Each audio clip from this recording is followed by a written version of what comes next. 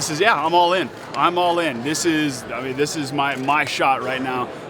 I feel like I've worked my entire life for this opportunity, and and preparation's been good. I feel good. Feel confident. I'm just focused on being sharp. I mean, my coaches, I'm grounded. It's all about working on my skills, keeping everything basic, and not trying to look at the bright lights and get scared by it. I'm ready to rise to the occasion, and every day I practice for it.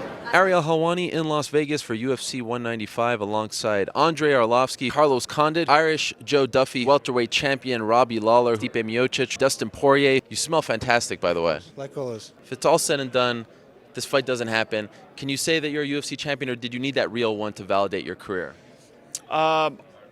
I'm proud of what I've done in the sport. I've come farther than I ever thought. I was just a kid looking at a phone book trying to do some martial arts when I first started this thing, and now I'm competing on the highest levels against the best guys in the world. So, anything above that is a icing on the cake. I have the belt. It's up in my son's room. I mean, it's cool, but for the history books, for everybody else, this definitely helps cement my legacy. There seems like a lot of pressure on both you and Carlos' shoulders going into this fight, not because of who needs to win, but because there are such high expectations for this fight. Like, people are expecting this crazy war with blood and things like that.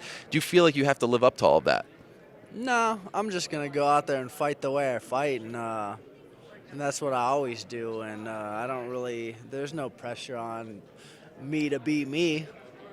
I think there'd be pressure on me if I was out trying to be somebody that I wasn't. Right. By the way, great tweet there. That guy talking smack about you, and then you were yeah. I got to pay now. You continue to raise the bar on Twitter. I try, right? Now try to do it in the fight. Thanks for the effort. No pressure now, right? Thank you, Stipe.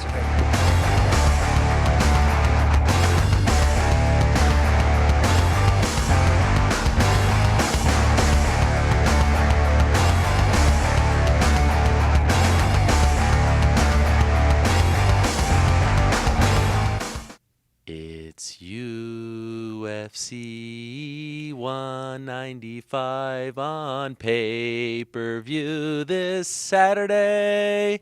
It's Robbie Lawler versus Carlos Condit. Carlos Condit for the welterweight title. Yay! I thought Carlos Condit, fought the fight of his life tonight. I don't know if you saw what I just tweeted, the percentages of significant strikes thrown. Carlos Condit threw 500 significant strikes tonight. It's crazy. And I had it 3-2, Condit. So, but I'm not a judge, so nobody probably gives a shit what I think, but that's how I had it. And, much respect for Robbie. He needed to come out and do what he did in the 5th round. And one of the greatest rounds I think you will ever see in a fight. It was an amazing fight. Congrats to both guys, and we'll see how this thing plays out and what happens. Yeah, I want to always put my foot on the gas. Condit's tough. Everyone I've been fighting for the last 2 years is tough. I mean, I'm just going out there trying to knock someone's head off and get a quick victory, but for some reason these guys won't stay down. Carlos is so tough. I feel like I hit him with some big shots, and he kept coming and throwing knees. He's tough. It's just a testament to the kind of fighter he is. He showcased who he is, and he's everything everyone said he was. How close are you to retiring? How close is this to being your last fight? Could be. There's a good possibility this is my last fight. This was my last fight. Would you be okay with walking away after such a close fight like that? Fuck yeah. I'm happy with what I've done in my career. I've come farther than I ever imagined that I would in the sport. I've always fought my ass off, and tonight was no different. I lost, didn't go my way, but I fought the way I always fight, and I'm proud of myself. So yeah, I could go out, but we'll have to see. I don't know. I just always go out there and fight my ass off, and people appreciate it. And I don't know what else to say. Ariel Helwani in Boston alongside Dominic Cruz, the UFC bantamweight champion, TJ Dillashaw, Paul Felder, Eddie Alvarez, Travis Brown, Anthony Showtime Pettis, Matt Mitrione, and his lovely feet, who face Travis Brown this Sunday live on FS1. I always knew that you were in touch with, nature, but For no sure. shoes to the media About day? as granola as possible. Yes. You know, like my time in Indiana, just finally got to me, bud. I'm full-fledged hillbilly now. The goal of this whole process that I've gone through is to evolve, because that's the only option I had, was to either sit in sorrows and be sad that I lost some prime years, or use them to the best of my ability to become a better man, and then see what that gets me at the end of it. Here I am. I'm getting ready to put it all to a test, and against a good opponent. I mean, he's been winning, and he's been champion for a little while, and he's faced some of the best, so I got no easy routes becoming a champion. I had no easy route coming back after a 3-year injury against a top 5 guy in Mizugaki. And I have no easy route coming back after another ACL surgery, fighting for the title against TJ Dillashaw. But I'm up for the challenge, I'm up for the test, and I'm excited for it. He's bringing up topics that have to do with who my friends are, my coach, what I'm wearing, and it's like, I'm not into any of that stuff. I'm not into the TMZ, the reality lifestyle kind of reality TV star. I'm here to fight. I'm here to be a martial artist.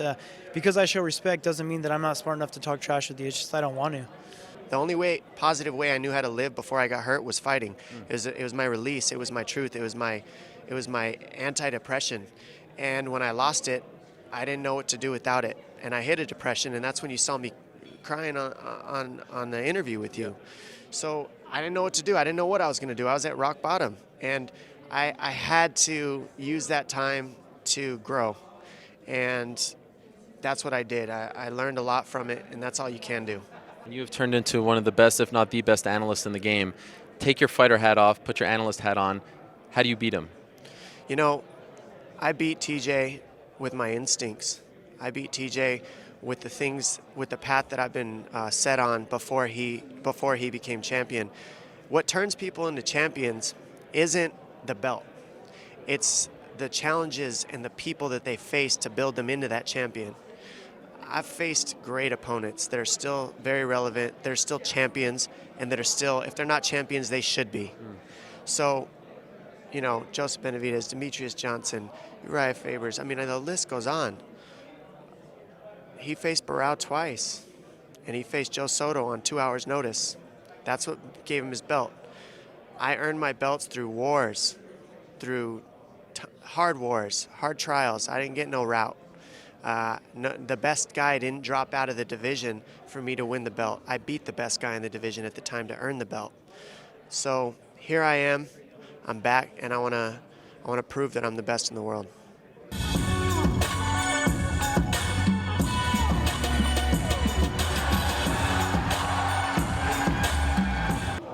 I would have liked to let my hands go a little more. Anthony's a dangerous guy, and the idea was to wear him down, take all the pop off that fancy stuff, and just scrape him off the cage and beat him up. And he's so talented. It's tough to take risk against a guy like that. Again, it's one of those things where in the cage, I was apologizing up and down to Matt because, that's not my game. I don't try to, I'm not a dirty fighter, and even in the fight when I'm like, Matt, man, I'm really sorry. I promise you, I'm not trying to do that. He's like, dude, I'm jumping in on you. He's like, it's all right. It just happens. You know what I mean? It's one of those things, man, where it's an accident. You know what I mean? And I mean, if you watch the fight, it's not like I'm moving towards him, trying to, paw at him and poke his eye. It's like every time he would jump in, I would try to back up and either hold my hand out. Third round, I think I finally started closing my fist. But, I mean, it's just part of the game, I guess. It's not, there's no malicious intent behind it. It was a similar question that TJ got earlier. He was asked if he respected you. I mean, you were in there for a tough fight, Dominic. Did he gain some respect from you tonight? I always respected him, but we're fighting. So when you're in a fight with somebody, when they're talking about taking your head off and knocking you out in 2 rounds and not giving you any respect whatsoever, with that, I got mad and I said what I wanted to say back.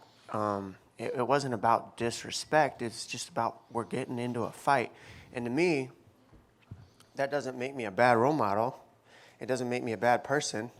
I'm going in there to hit this guy, punch him in the face, It's a fight.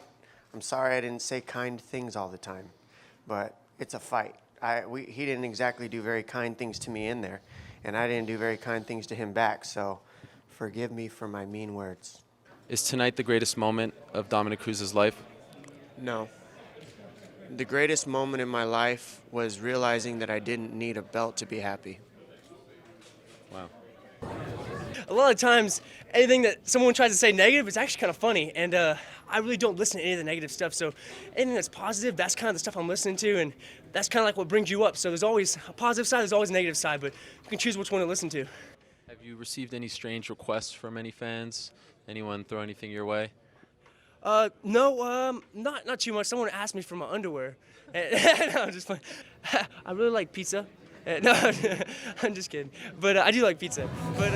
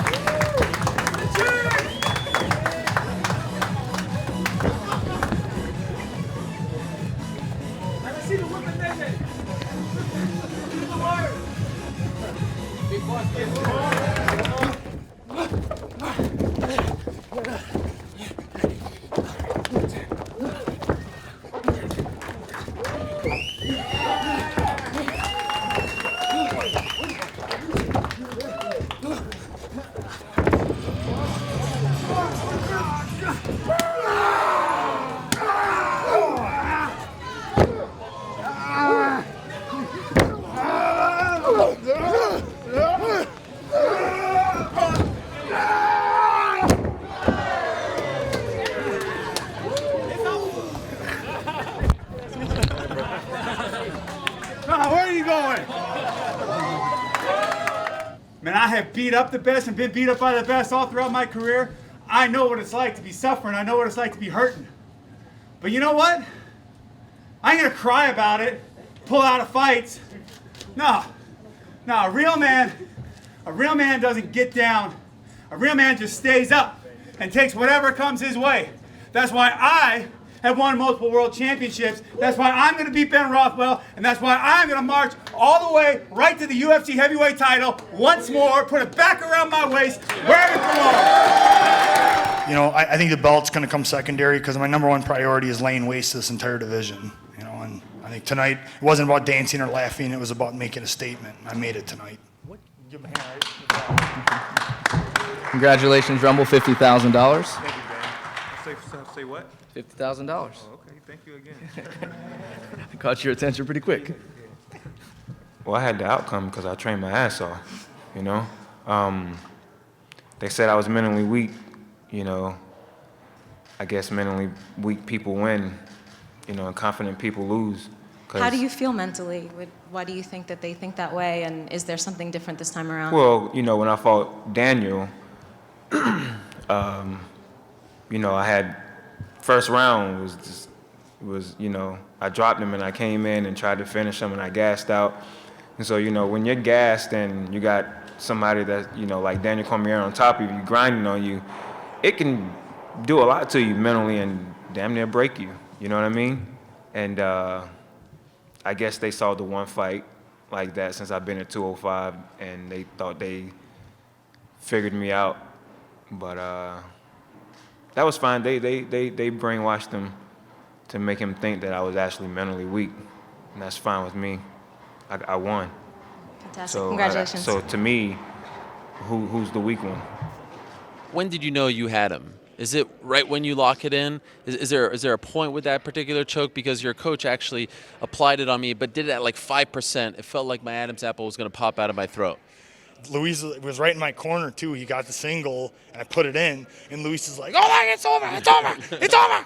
So forget about the submission. I think the real shocker of the night, no dance, no laugh, nothing really all that outlandish in the post-fight interview. What happened? This was your big opportunity on national TV. Yeah, right before I was about to come out, I had my cloak, I had my mat, I was ready, and they're like, you got to take that off. And I was like, so it just kind of killed that. And then I was just like, all right, I just got to go and win this fight, you know, and that's all I was focusing on at that point in time. So the music was fantastic. So you actually had a mask. Yeah, just blacked out. It's like I look like an assassin, you know. It looks menacing as hell. I love it. And they made me take it all off. So, I gotta get like a Reebok mask and a Reebok hoodie or something. We gotta let them let me do this because maybe that's what it was. Maybe I was like the first round. I was like, man, they made me take my cloak off. Oh, so then I was pissed off by the second round. So. Well, congratulations. Didn't get to see the jig, but we'll have to wait. I jigged for you at the open workout. Well, I mean, in victory. I jigged for him at the open workout. I laughed for those guys up at the Fox. If you watch at the Fox, I missed that. Yeah, I came out laughing at them. So you got a little bit of it to come out. All right, fair enough. Most importantly, a very impressive win. Congratulations. Enjoy it. It's been a lot of fun watching this resurgence, and I look forward to the next fight. Thank you so much, and I'm sure I'll be on your show soon enough. Yes. Can't wait. Ariel Helwani in Las Vegas alongside Johnny Hendricks, Mickey Gall, Mike Jackson, Noad Lahat, Roy Big Country Nelson, Jared Rochelle, Stephen Wonderboy Thompson, who meets Johnny Hendricks this Saturday night in the main event live on Fox Sports 1. Let's see them abs. Them abs? Let's see them. Yeah, them abs. Damn, look at that. Look at Johnny Hendricks. Yeah, I know. That will shut up all the haters. Yeah, it's going to shut up a lot of the haters. How did I get this lucky? How did I get this lottery ticket? Are you the kind of guy who asks yourself that? No, I know why I did, because I was, on their show, and I said the right thing. I asked for the right guy. I'd be crazy to say I deserve this or anyone deserves it more than anyone. There's a million other 1-0 fighters, but anyone who knows me, who trains with me, knows I was going to be here at one point, and if this is the way to get in, this is the way to get in. Mike Jackson, a fellow media member. I've had the pleasure of covering events alongside you, not that long ago, mind you. Now here you are with your own sign about to fight in a UFC event. This is insane. How does it feel for you, Ariel, being here in front of me right now with my sign? It's mind-blowing. It's mind-blowing for me, too. I believe off the top of my head, you are 5-0 in Las Vegas as an MMA fighter. What is it about this place that continues to give you success? I don't know. I feel comfortable here, man. It's like a second home to me. Spent a lot of time in Vegas. Of course, fighting here for the UFC, and definitely going to be 6-0. Now, did you have any jitters going into the octagon for this moment, or were you pretty relaxed getting in there? I had jitters. I was getting nervous before fights. I think you're crazy not to, at least for me. But I was working on staying really present and being in the moment, and I felt great in there. I felt amazing. I saw everything. I saw everything. I had no, I guess I was, Dana came back and was like, you seem pretty chill. And I was nervous on the inside, but I felt good. So, yeah, I'm fighting CM Punk next. I think because wrestling was my first love, and it was something, when I was a child, and it became something that's completely different from that. I think I put more pressure on myself in those situations. I don't feel pressure at all. This is just me. Like, if I need to prepare as much as I possibly can, and if I don't prepare enough, I know an ass kicking's waiting for me. So I'm not really feeling any pressure. I'm not really worried about any of the hype. Oh, it feels lovely. I feel like it's a long time coming, and just the competition is completely different. It's harder, Not really the competition, it's just the crowd itself, basically. So I'm a shy person, and I really don't like all the attention, so that gets to me more than my opponent does. He performed. I hesitated. I don't hesitate usually, but again, a lot of it goes into preparation. I switched camps and all these other kind of things, but no excuses. He was just a better man. Like I said, whenever I got my partners, whenever I closed that distance, they would bite down and they'd have to throw back. Where tonight, he didn't do that. Every time I got close and I landed a punch or anything, he was still circling out, trying to evade. We knew he would do some of that. I didn't think it would be to that extent, And so now that I realize, all right, well, how do you beat that? That's what I'm thinking right now. The fight is in the past. Now I'm sitting here going, all right, the way he evaded, he was going from his southpaw, and then he would start circling to his left, and then all of a sudden he would switch to a right-handed stance. All right, how do I cut off that corner? That's how my brain's working right now. It's still not, I'm still trying to figure out, if somebody beats me, how do I beat them? Because I'm pretty sure I'm going to see him again. And if I see him again, I want to make sure that it's not the same outcome. I After you stuffed the takedown, it seemed like you started to let your strikes go. Was stuffing the takedown something that had to happen before you really opened up? No, he just caught me up against the cage, and once I was able to get out, I felt at home. I felt comfortable, and Johnny's he's strong, man. He's a strong dude, and I know if I could stuff that takedown and get back to the center, I could put him away. So that's exactly what we worked on, and that's exactly what I did. I'm going to obliviate this dude. When they talk about MMA, he's coming to fight MMA. My definition for MMA, it's not mixed martial arts. It's mass, mutilate, and annihilation. And that's what I'm going to do to Kimbo Slice February 19th when he step inside that Bellator cage. He's not as strong as me. He's not as smart as me. He's damaged goods. And I'm going to make him feel his age, 54. And then he says, after Bellator 149, I think I'm going to fight Roy Jones Jr. I think I'm going to give Kurt Angle a shot. Man, dude, common sense. You never put the cart before the horse. You know what I'm saying? The horse pulls the cart. You ain't getting past me this Friday. Like with this clown here, it's personal. So I'm not going to just beat him to want to beat him. I'm going to try to hurt him. I'm going to try to exploit my ability to try to break his jaw, break his ribs. I'm going to try to break something. If I get his ankle, I'm breaking it. I know I got a few seconds for the refs get in there, so I'm going to go as fast as I could, strong as I can, to end this guy's career.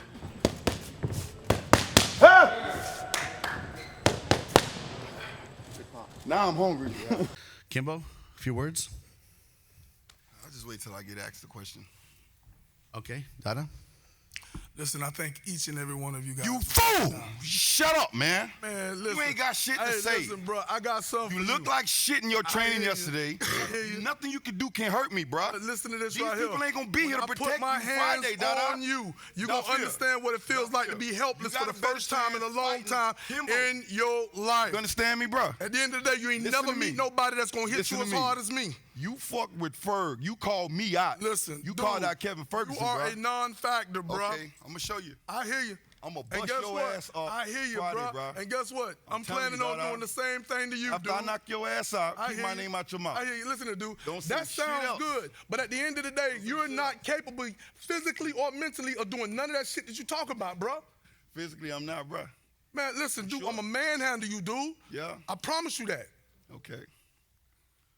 I promise you that. So let's. Pull your pants down. Let me see size. Man, listen, I'll show man. my nuts right now. Let me see your nuts. Yeah. You got baby nuts, Dada. You got baby nuts. I bet you my nuts bigger than yours. I hear you. Come on. I hear you. You do what you feel do. I bet you my excuse me, boys. Are you a big believer in no sex before fighting? Yeah, man, I still believe that, man, because I do my thing, but you know what I'm saying? I don't, you gotta hold, you know what I'm saying? You know what I'm talking about, man. I have a vague idea what you're talking about. We got knee to nuts. I guess as clear as it is. I don't know what else to say. I think, I apologize to Hoyce in his corner because it wasn't his fault. He was doing what he had to do. But I wanted this fight. It bothered me a lot because I figured that in a main event fight with something like this, you had all those fans there, they're waiting to see us, end this our way. And all you had to do was stop and give me a chance to recover, tuck my nuts back in, and go again. That's all that had to happen. Instead, they called the fight. It was pretty clear to me. So where does that leave you? Lost. I don't. In my opinion, it's not over. I wouldn't want to win that way. If it was me personally, if I had hit somebody in the nuts and they went down, I knew that I hit them in the nuts, I would probably put my hands up and go, sorry, out of reaction. Out of a reaction, out of courtesy, out of reaction, I would have went, whoa, sorry, dude. Did you see Ken Shamrock talking about his genitals on stage? It's a running theme all week. You got to keep it going, If right? you're a fighter in Bellator, you have to talk about your testicles on the dais, apparently. Who knew? Here he is. See you in London, my friend. Yeah, see you. Good luck, buddy. Good luck. Say hi for your family, right? No Viagra. No, just my punch in your face. Hey, don't. Relax. Don't worry, My man. chin to your chin. Yes. You did Whoa. it. I'm old. You're old. You know, I'm old, but I'm more smart. I'm champion for a long time, remember? Yes, on steroids. Remember? No, I understand. But give me a hug. Come on, man. I know, I understand your frustration for never go for the belt. But this is your chance. Good luck. I see you in London, I ain't gonna need luck. It's good. Okay. I see you in London. Bye, sweetheart. Hey, I'm gonna fuck you. Love you, man. I want this more. Friday nights, I'm there by myself, pitch black, out running the pavements, screaming because I'm pushing my body so hard, pushing it to the limit. If I'm running past people or anyone that had the window down in the cars, they think this guy's crazy. On my own, nobody, by myself. I guarantee he's not doing that. He doesn't want this like I want it. Fact. And I'm going to win this fight. And I says, well, I'll tell you what, we can settle this here on Saturday night. And he goes, I'm going to fuck you up. And I says, well, come on ahead, bring it. And he goes, fuck you. And I says, well, fuck you too. So I think he just took some shit too personal, which is his own fault, so fuck him. This man is a cheat. This man is a fraud. And I will make you pay for your mistakes tomorrow night, my friend. All the needles in your ass, all the steroids will not help you. You pussy.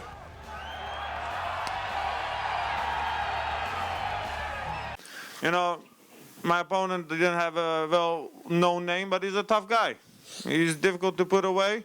And I did a lot of damage and I dominated. And I think I showed that I'm top 5 at least. Even though ranking says maybe 9. I'm coming back. I've never seen so much personality out of Gegard Mousasi, I gotta say. I like this Gegard. Look at this guy. He's got a snappy shirt on. I like it. Flowers. Last question, because I know you have to go. Who do you want next?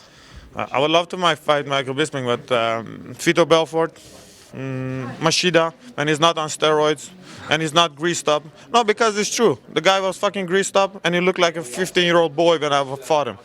And obviously, he was in Brazil. It was so fucking slippery.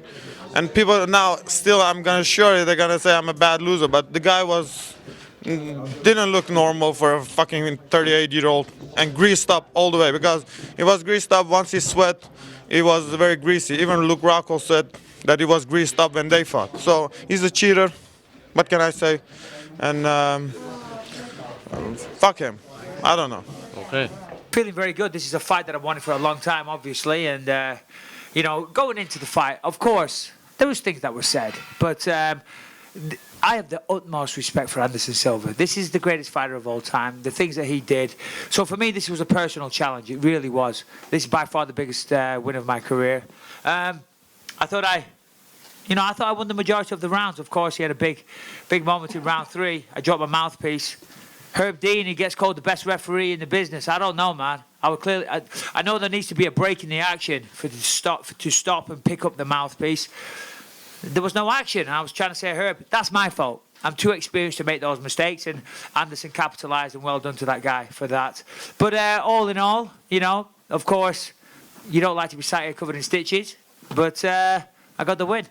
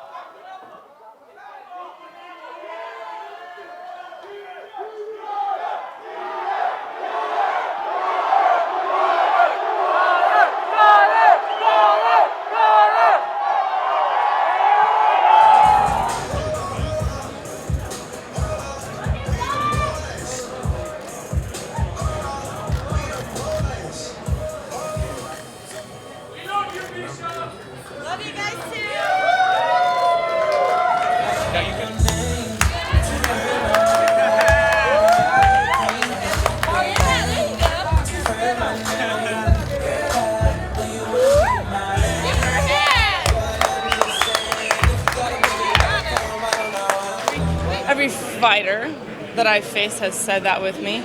My goal is to have more to offer than just hands. Everybody says they want to exchange hands. I mean, I feel like I've been able to show a more well-rounded game than just my hands, and so my goal is to keep improving that, though, you know, and that's my goal. Whatever they say is their plan, it doesn't matter. I know that they're always going to go in with their A game, and they always know what their qualities are, and they're going to want to You can always bounce back to that. You can start hands, whatever. Every fight starts there. But who knows where it's going to go.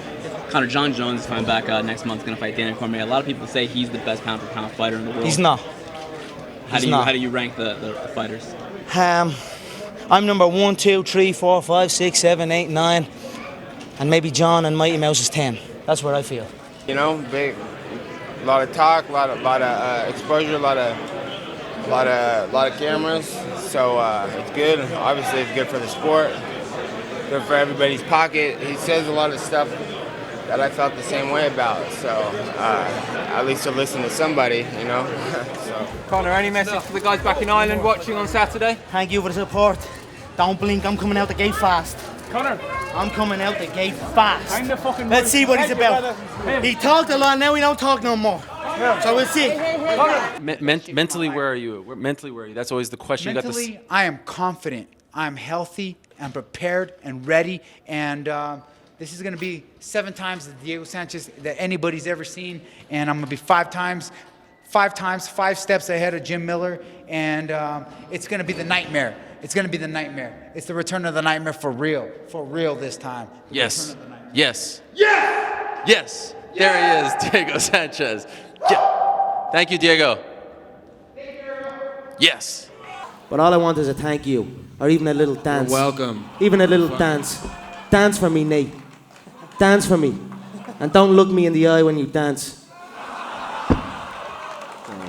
These are subtle tales that I tell, so I'm going to go in and play with him. There are many shots. The Mealua, the 360 roundhouse, the soft body on him. He has a soft, flabby body like he was a fat guy. You got it all figured out, but who do you train with? He's a soft. You have no training doesn't partners. matter. You have no boxing, you're have trying no to pass the kickboxing, limelight. no grappling.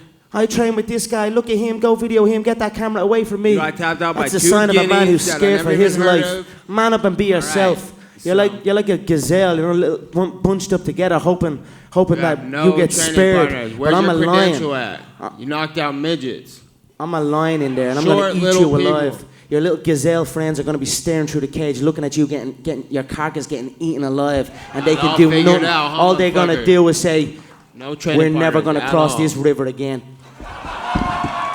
Where's your boxing? Who do you train with? You got that little goofy motherfucker with you? You got that skinny I'm training little for real. twerp, No, I that got little real skinny training partners. bitch I at the do real open camps with workout. real training Who do you partners. train with? Top I'd 10 slap the head off your fighters, whole team top one 10 by one. You and your big brother. Top 10 You and your jiu-jitsu big brother. guys. Top 10 kickboxers. You're playing touch butt with that dork in the park, the ponytail.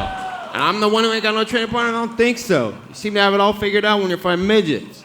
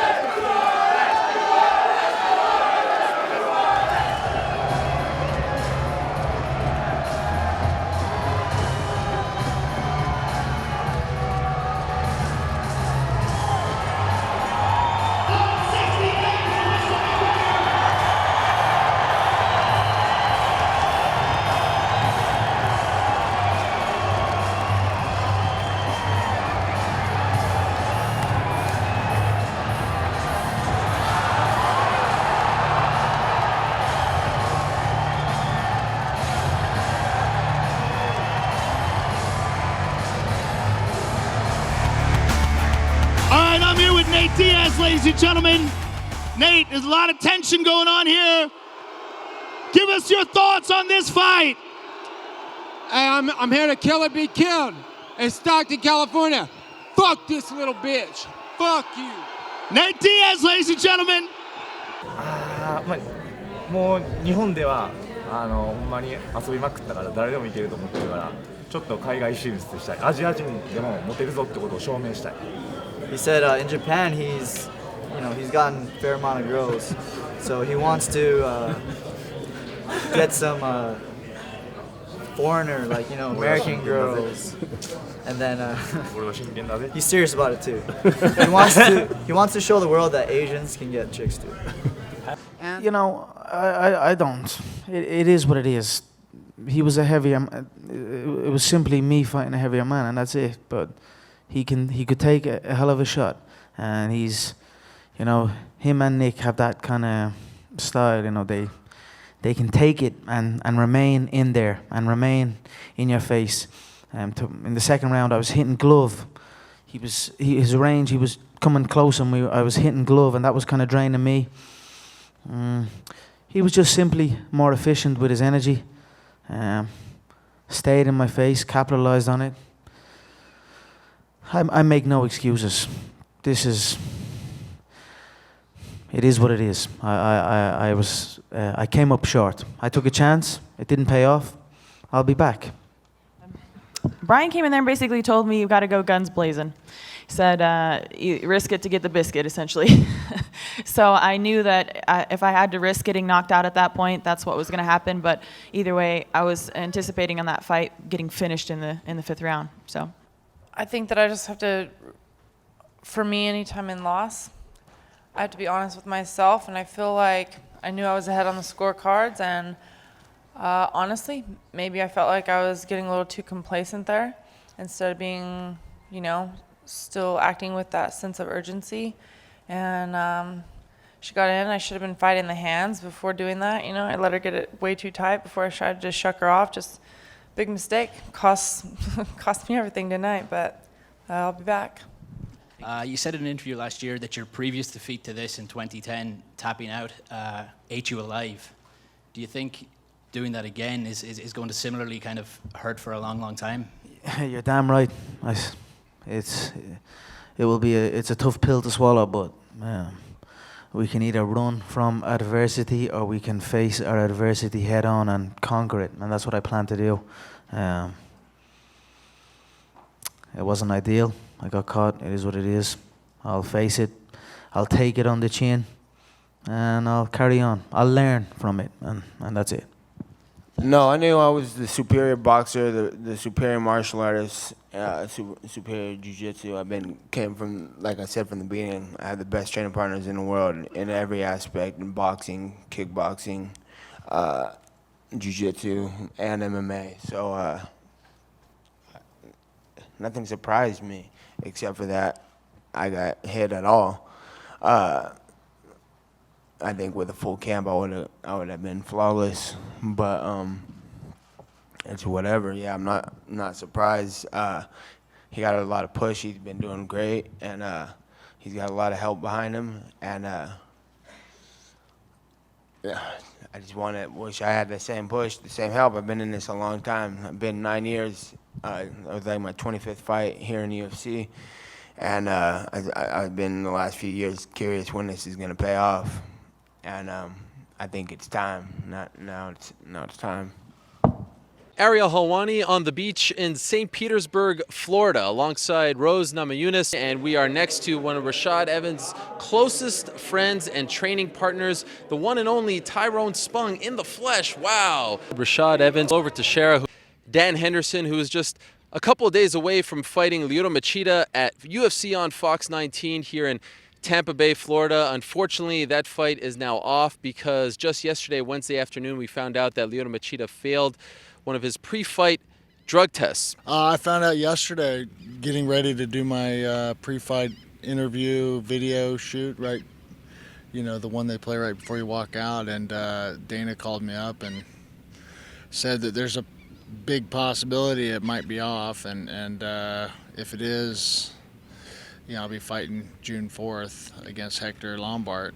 And I, you know, was a little bit shocked and in disbelief, I think, at first that, you know, I've never had that happen to me, you know, especially fight week. Usually, you know, I've had opponents drop out, but a couple weeks out, or, you know, they've changed even a week out. And, you know, it's just pretty shitty the way that this happened. Do you still wrestle bears? Now it might be a little bit bigger, and this is different weight classes. Now I train very smart. Dana said for me, please train smart, because a lot of friends waiting for my comeback. That's why I train Little bear, not big. First of all, I wasn't looking past Rashad. You know, Rashad is a tough opponent. By the way, Rashad, is nothing to feel embarrassed about, man. You are incredible warrior. You a champion for a reason, and keep your head up. And I know you come back from this. You know, I know I had a tough guys in front of me, and when I got called to fight Rashad, you know, I was happy. I was happy because I got a job, and this is my job. And like I say, man, I'm a fighter, man. I'm a worker. I want to fight. It's all about business. It's all about keep myself busy and eventually fight for the title. I don't care who. I don't care where. I just want to fight. You know, it's disappointing to say the least, but you know, I've been in the sport for a while, and you know, I've been at the top, and you know, I'm riding a real low right now, and it's just that when you're at this point right now, you just gotta, you know, reevaluate everything, but you know, I don't want to lose hope. I don't want to lose heart, and fighting because it's what I like to do. But at the end of the day, you know, something's got to change. I got to do something better, and you know, it's embarrassing, it's sad, but welcome to being a fighter. So I don't want to put you on blast, but word on the street is you had to go to the bathroom, to be as blunt as possible, right? We're talking like stage 4 emergency, like I'm about to blow a gasket, like I tried to run off and they're like, no, get back here. They like pulled me back. So literally right when the fight started, before the fight started, I told Rogan, I'm like, dude, something bad might happen. Number two. Okay. like number 4. And so the fight starts, and like right when it starts, I'm like in my head, I'm like trying to, I don't know, keep my guts together, whatever, and then all of a sudden I'm getting socked up. No excuses, you know, Neil's a super tough guy, but you know, my whole game plan was forward pressure, walking down. You're not gonna get kicked if you walk him down, and I couldn't walk him down. I was kind of just stuck there, like. Were you afraid that you were gonna? I was about to pull a UL Romero on a whole other level.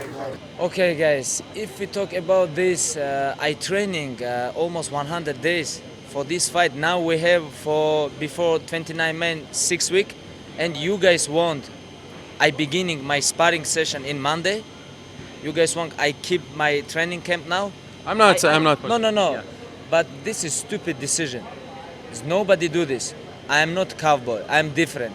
Cowboy lose a lot of time. He can say I can fight next week, something like this.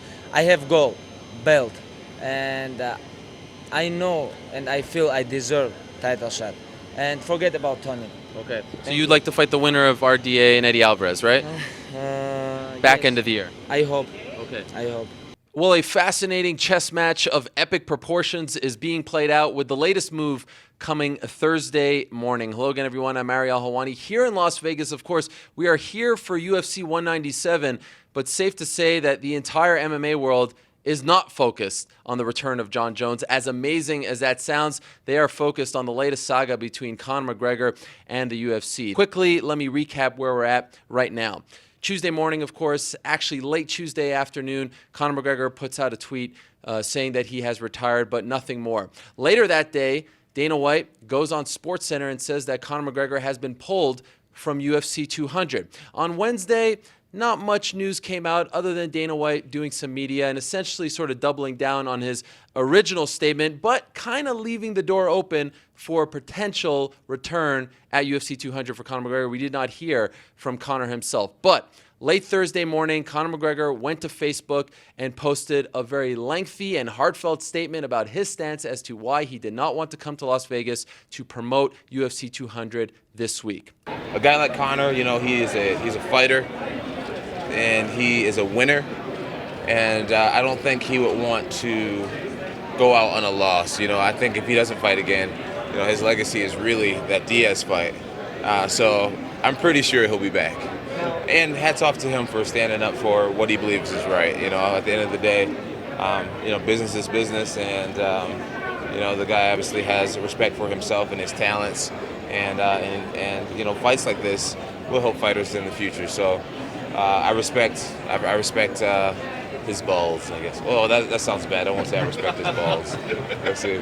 Yeah, I respect you know, his willingness to to fight for what's right. Did you understand kind of, after what you went through with UFC 151? Which one of you guys are going to headline John respects Conor's balls? Don't do it. Just don't do it. I like Conor.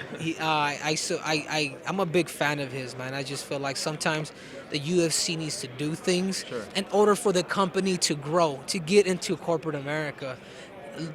Take the NBA, the NFL, the MLB, for example. These people have done it.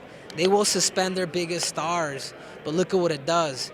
Coca-Cola gets involved, Tide gets involved, the biggest companies in the world. But fans are fans, man. And I would like for the UFC to be the next NASCAR, of MMA. You've said that you still want to fight Conor McGregor at UFC 200. If they're saying that it's not fair to everybody else, that you guys showed up and that he didn't, do you care one way or the other that he's not standing over there? Yeah, I don't care. He wanted to fight. I didn't even want the fight. I didn't ask for the fight. But they want to make this fight happen. And it was going to be a big deal. And if I'm going to fight, it's going to be a big deal because I've been fought everybody for nothing all the time anyway. Or, you know what I'm saying? I want a big fight, big things. And if it's going to happen, we're going to do it. If not, then, I'm not doing shit. You know what I'm saying? And then if he wants to fight, and he's not here, I don't know what these guys think. I don't care. It's whatever.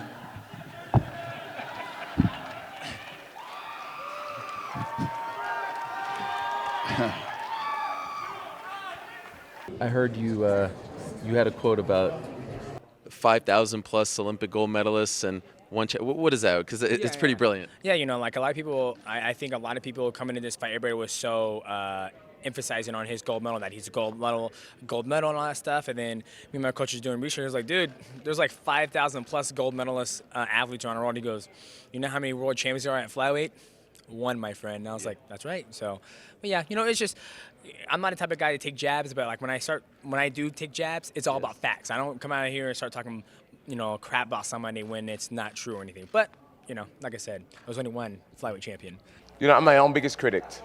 And out there, I was seeing all types of openings, and I just wasn't pulling the trigger on a good 50, 60% of them.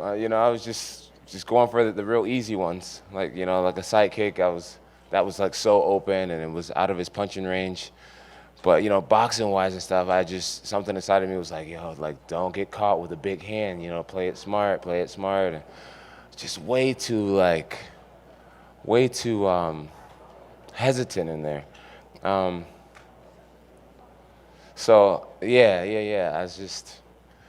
I don't know. I'm grateful for a lot, but I'm still a little disappointed. Just know there's a much higher level inside of me.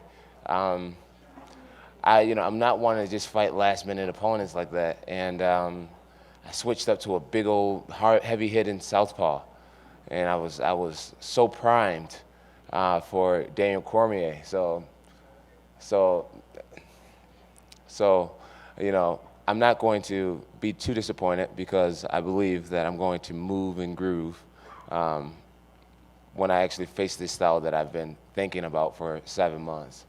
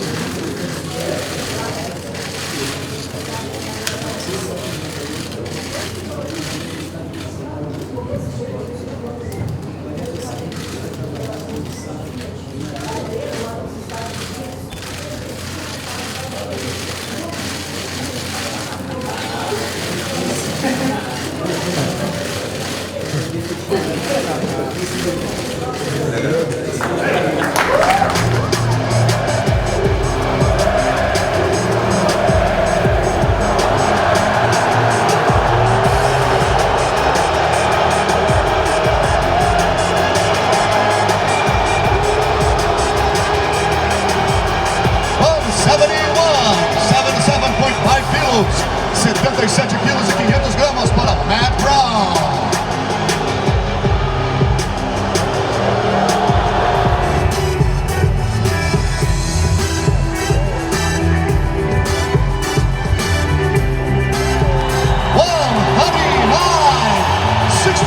Quilos, 63 quilos para Chris e Bola.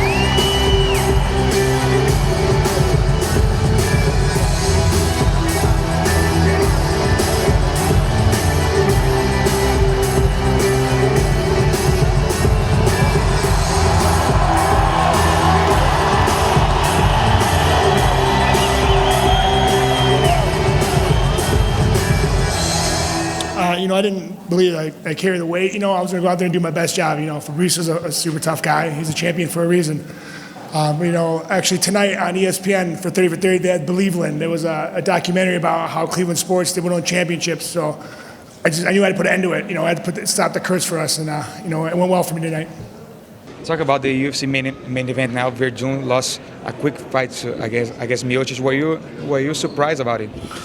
Heavyweights, you're never surprised because the knockout can happen anytime. But what I think the mistake that Verdun made is just he felt that Miocic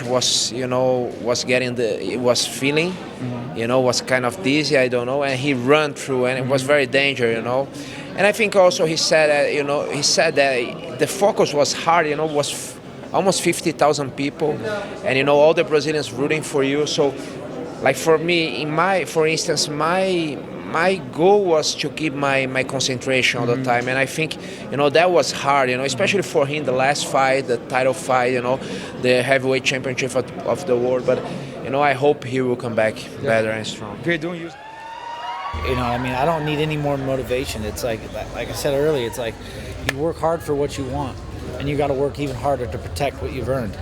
And in the end, it's fighting. This guy's trying to beat me up in front of the world. I don't need any motivation. I don't. It's not even about these guys. It's about myself. It's about reaching my own potential. So I push myself to even further every time. I don't care who I'm fighting. I'm gonna push myself to the end. I'm gonna try to improve technically. I'm gonna try to put on performances that nobody can touch. And I think I've done that. Everybody I fought. If you look on how I beat him, nobody's beat him the way I beat him. Nobody.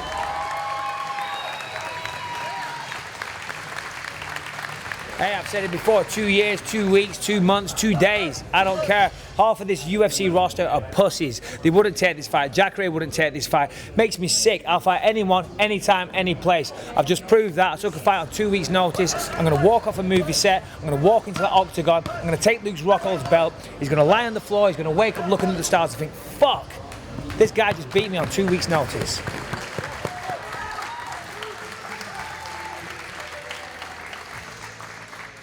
Ariel Helwani in Inglewood, California, alongside Clay Guida, Dan Henderson, Bobby King Green, Cole Miller, Alex Caceres, Hector Lombard, Jessica Penne, Dustin Poirier. Close quarters here at the Forum. Poirier is just like a few feet away. I keep looking at him. What's that like? I see him. I see him. He see me. What do you see over there? I see him and he see me. There he is. We Dustin. see each other. Yeah, I've been paying attention to him. Yeah, he don't know, but I've been reading. I'm watching what he's saying. Okay. It's gonna go down. It's gonna go down. We can bet on that. We can bet on that. What the fuck you think I'm here for? We can bet on that. What the fuck you think I'm here for? Exactly. Like right now, like I'm looking at him. I'm like, I fought Cole before. Wow. Like I fought. You feel that way? Yeah, I feel that way. Wow. That's got to be an advantage to you, right? Like you've already gone through this. Yeah, because in reality, we have gone through this. Since time is not linear, the future and the past are merged into the present. Wow. So in reality, we already fought billions of times. We have came to infinite outcomes where I lose infinite times and he has won, and I've won him infinite times. So there is no separation. It's just the choices that we make at that moment, which is why it's so important to be in the moment. Survive. Take a step forward, man. Come forward okay. at me. All right, Bring we'll, it. We'll Let's see go. Bring Watch it. Watch the fight again, Mr. Analyst. You watch it, man. I watch the beat fight you again. for a reason. I have the this first belt time and we you fought, don't for a I reason. caught you with a right hand, then I caught you with I a beat knee. you You go unanimously. for a takedown, you get choked. What are you talking about? Second fight, what are you talking about, the man? second fight, You're out of I your mind. rocked you 3 times and I can't find your chin. Are you kidding me? You didn't rock me 3 times. These are all your own assessments of what happened in that fight. Watch And the fight. Everybody You're at home completely watch the fight again. delusional about everything. That's how you get through. You don't talk Hey. about what you do wrong. You only talk about what you think you do right. Oh, let me talk about what Delusional. I do wrong. That's a great way of thinking about things. Yeah, I well, fix the that's things why I work on. No, you don't. You have excuses for the We'll things see, you're not dude. good at. You have nothing but excuses, and you're gonna have more excuses after I beat you tomorrow. Sweet. Not going to happen. It's Saturday anyways. Yeah, I'm I know coming. you're nervous. Saturday. I think people have always been drawn away from confidence for some reason, that people are haters. They want to see you lose. Some people strive to achieve things and some people strive to hate. You know, if you think something, the likelihood of it happening is very slim. If you believe in something, if you know something is going to happen, if you're confident in that situation, you will achieve things in life. That's how you overcome things. That's how you put yourself out there. You believe it and you achieve it. And that's what I do. I know what I'm going to do. I know that I'm better than this. Sounds like I the know worst that I'm going to self-help knock him book you've out. ever read. Conceive, believe, achieve. Shut the fuck up. Listen. Yeah. You're talking like you're like this dominant champion. You just won the belt. This is your first defense. It's not like you're Anderson Silva, who I just beat, by the way. Okay, this is your first defense. You're gonna lose the belt. And just watch get the used to difference. it. Watch the difference. What happens? All right, cool. Yeah. Yeah, exactly. I'll separate myself in the back. I'll listen, show bro, you everybody and the here world that knows I'm that much you won better the than first you fight. and Anderson. Everybody here knows you won the first fight. Congratulations. Good job. Every Watch. fight is different, my friend. Every fight is different. You know that. Hey. So, what?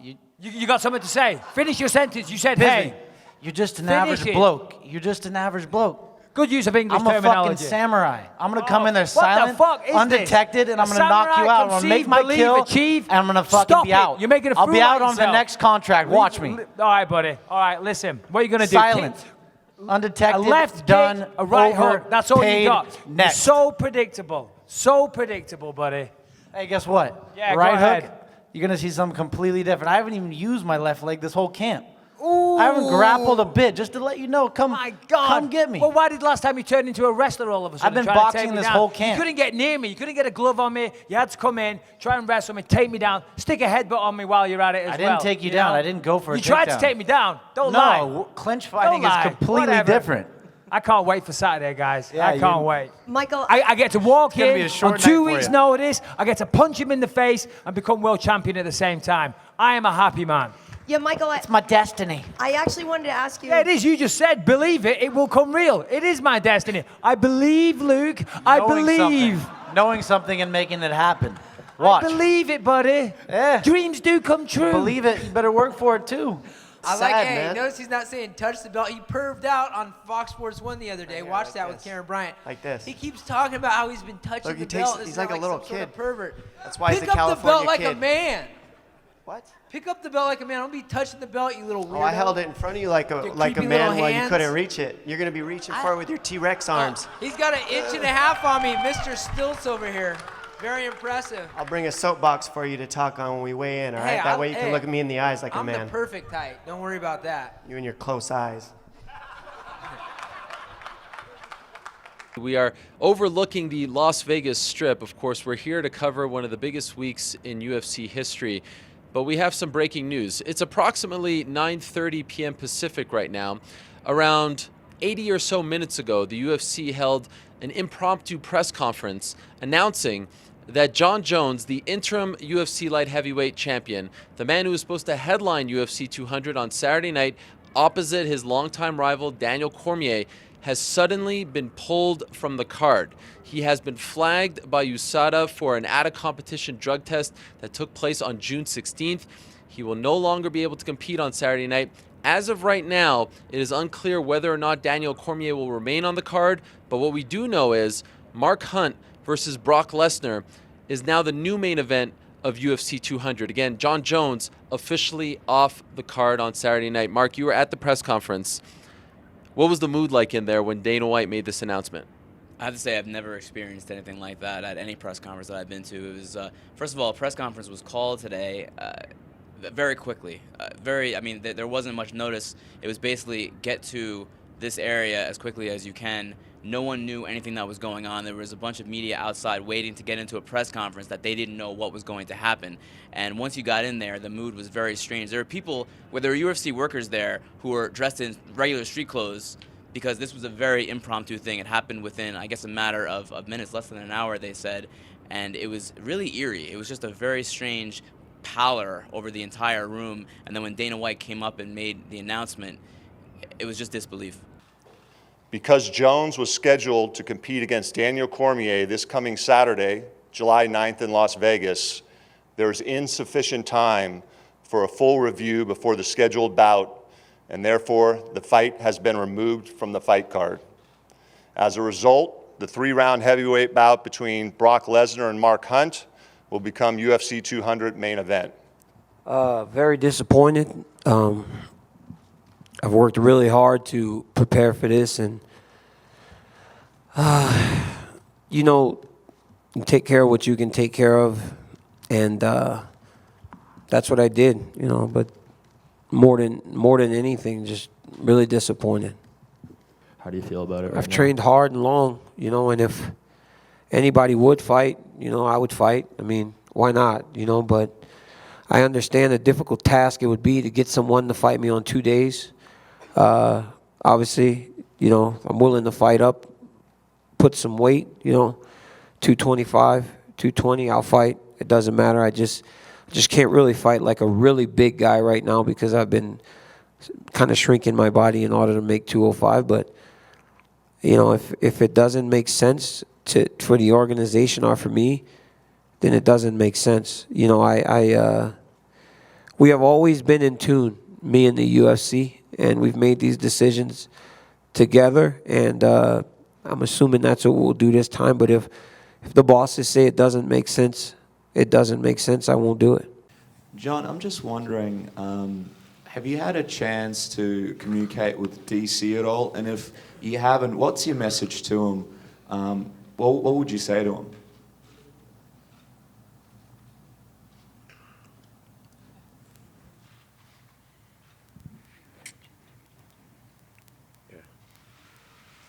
I haven't had the opportunity to talk to him.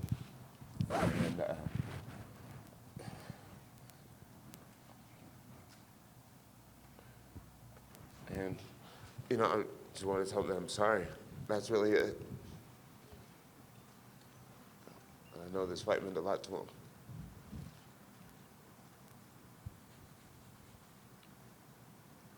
And will we see Ronda Rousey, who of course may be here to support her boyfriend, Travis Brown? Is that the reason why they put Miesha Tate in the main event? Is that the reason why it's going to close out the show? We'll find out. Wise man once said the best laid plans of mice and men often go awry. That could be a good way to sum up UFC 200. But Mark Henry's the brains behind our whole operation. I owe everything to Mark Henry. He's gotten me. He improved so much since I've been with back home in Philadelphia. They got my body working in ways, my defense cleaner, and just doing things differently. And I can't take much credit other than just trying to get prepared for the fight. And I owe everything to my coaches and my teammates. So this guy to the right of me is the best in the division. So to be able to come out with a win over him. And before him was Pettis, and before him was Gilbert. These are the best guys in the division. I'm not taking on top 15 top. So I would ask Dana White, please, to give me an easier fight like Conor McGregor. I deserve that. I've been fighting the best guys, so I would like a gimme fight. So Conor, I'm more than welcome that. I was fighting to win, and then in the third round I felt my arms were very tight. And I tried to keep fighting back, but Joanna, she escapes a lot, she has good hips, and she was escaping from my takedowns, and that's what happened. We were ready for a really tough fight with Claudia Gadelha. Really big thank you, Claudia, for this fight. We felt that she might get tired. in the third, fourth, and fifth round. So I was waiting for my chance. She took me down. She was trying to control me, but I felt like she couldn't do anything on the ground. I didn't feel like she can submit me. So I was waiting just for my chance. When I put on performance, I always work so hard. So I have condition for 10, 15 rounds. And you know, like, you cannot be so dominant all the time, you know. I'm ready for everyone, and I prove it again tonight. No, I wasn't rocked. I don't know if they were his best shots or not. I felt them. The mystery's gone. I guess I can take a shot, you know, and I just stuck to the game plan. I've been out of this game for 5 years, people, and for me to step back into the cage, really short notice, and put a camp together, and I couldn't have done it without all the people that supported me. And I stuck to the plan. I took some good shots. I took him down. It was a wrestler versus the power hitter. He never knocked the fuck out of me, and here I am. So, I mean, what? I'm happy. My prior training camps 5 years ago were pretty depressing camps. You know, I would train for a couple days and take 5 days off. Train for 3 days and take a week off. You know, I mean, come on. I had 12 inches of my colon removed, jumped back in the octagon 3 months later. I mean, who does that shit? Come on. So, I've been gone 5 years. I step in the octagon tonight with a guy ranked number 8 in the world.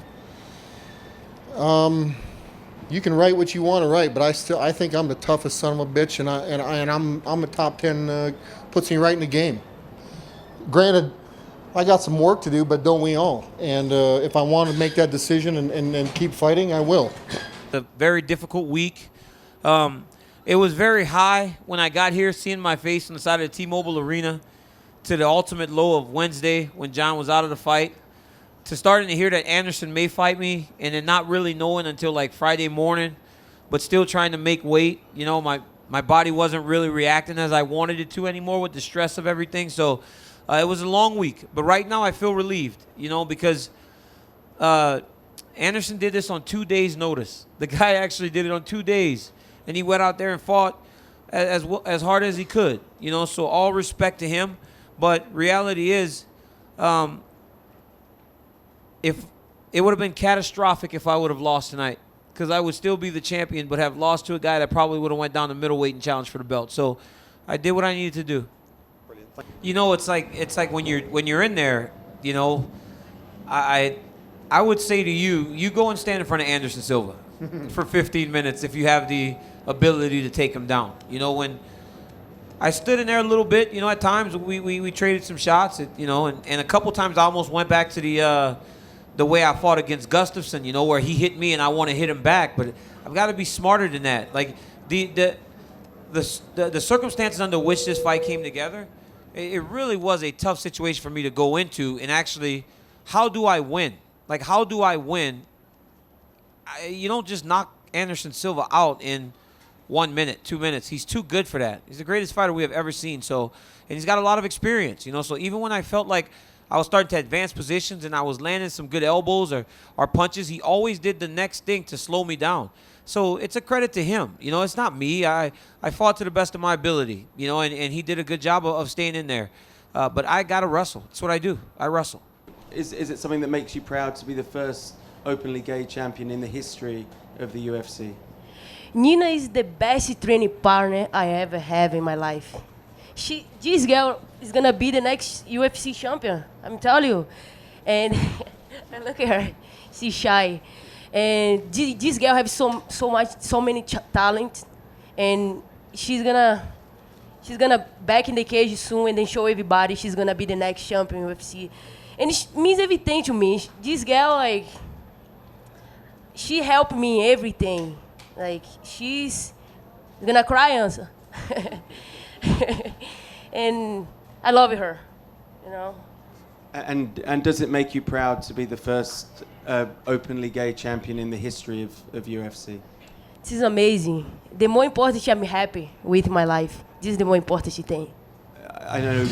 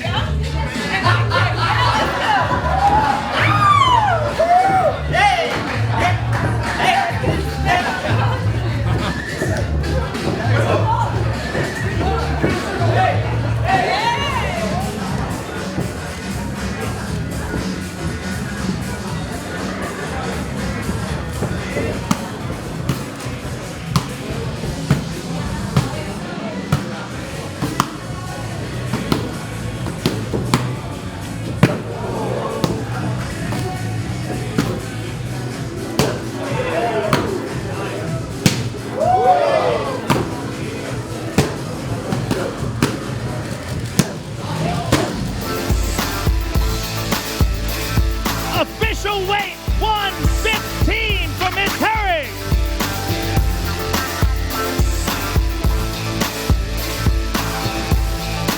Kaylin Curran and Felice Herring, ladies and gentlemen. Official weight 155 for Mr. Barboza. That is a fantastic fight, ladies and gentlemen. Gilbert Melendez and Edson Barboza.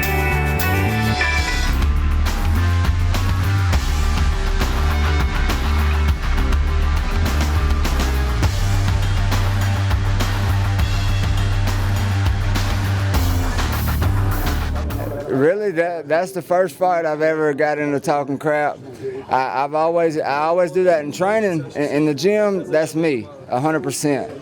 But in my fight, usually my mind's so focused on getting the job done that I always forget to talk crap. But I don't know, man. Tonight I was feeling it. I knew that I had the fight in the bag. I knew that I could beat him. I knew that he was scared, and I knew that the more that I talked, the crazier I was towards him. The more I was going to get inside his head, and the more that victory was going to be mine. And I wanted to get that bonus. So Sean Shelby, Joe Silva, I mean, I want that bonus. I've never in my career, whether it be boxing, MMA, ever felt like I'm at the top, because I always know there's somebody else that's aspiring to be the best. And just as when I first came into MMA, I thought, you know what, I want to have titles in both. I had drive behind me. I still do. So I never look at a division and think, you know, I made it to the top and I'm just going to stay there. I know there's always somebody hungry. There's always people that are coming, getting better. That's why people love to watch fighting. You never know what's going to happen. It's really unpredictable.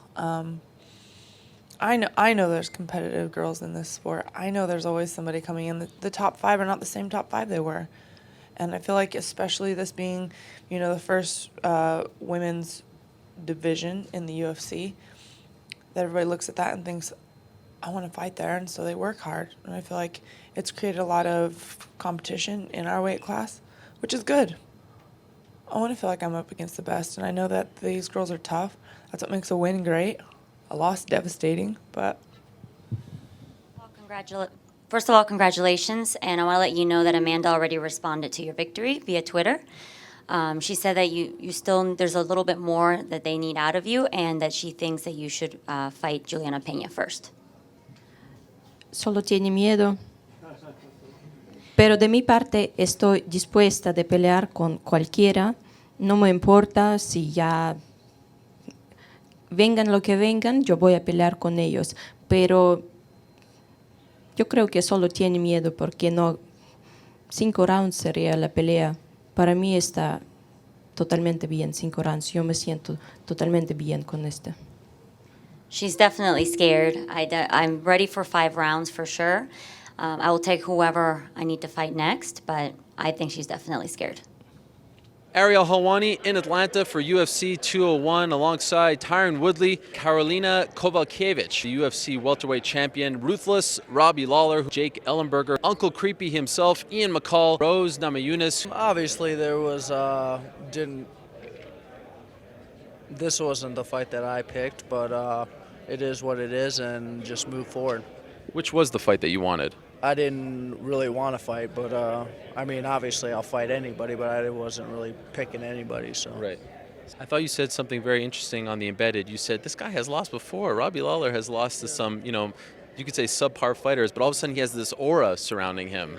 How do you, like, do you even view him as Robbie Lawler champion, or do you view him as like the Robbie Lawler who was losing to Lorenz Larkin in Strikeforce? Well, you know, I don't want to take away anybody's shine. He's deserved that point. You know, he's been extremely active in some, even his 5-round fights that weren't title fights. You know, so I never want to take credit from a person that's earned what they've gotten.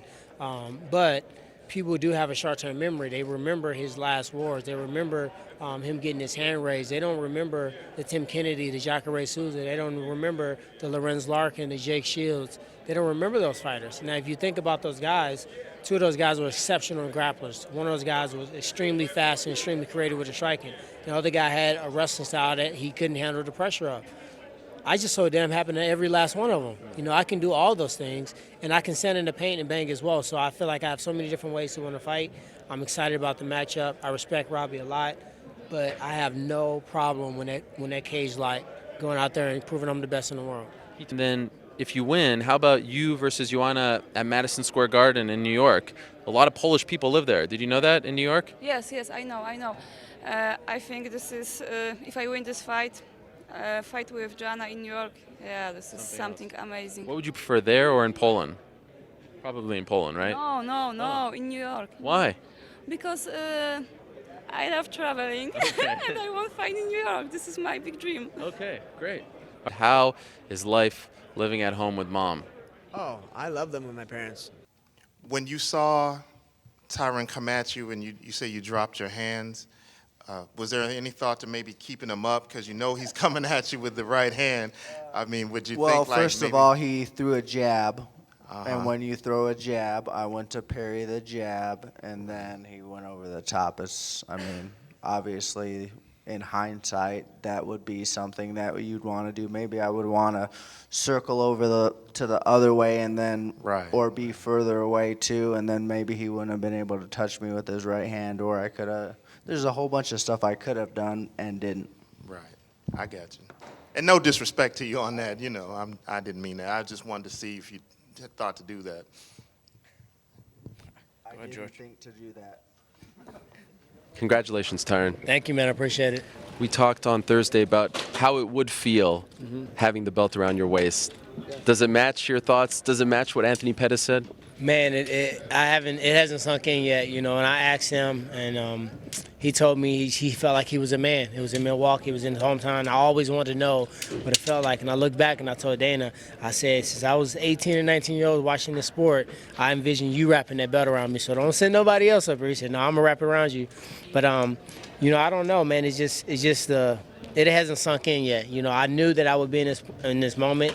I think part of it is the expectation. I expected to be the champion, and I trained in that manner. So I'm not really surprised that I won the fight. So I guess that could play into the part of me not maybe jumping on the cage and going crazy. But, you know, I never came here to lose. What about the finish? Yeah. Did you expect to finish him that quickly? I expected to finish him. Something just came over me and said, Tyron, you're going to get this done. I even told my cornerman, I said, get some bottles of water for in between rounds, and I said round singular. I said we're not going more than a few rounds. So I don't know. I didn't see a chink in his armor. I just felt, man, I get these feelings and these vibes, and they just always are right.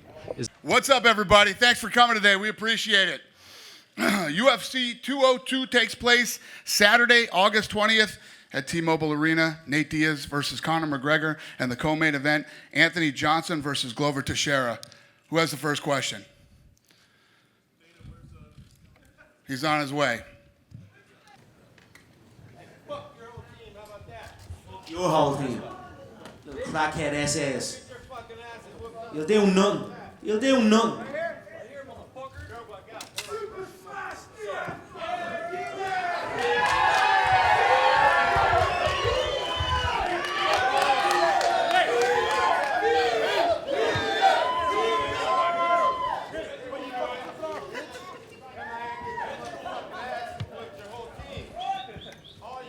Shut your fucking mouth, you'll do nothing. You'll do fucking nothing.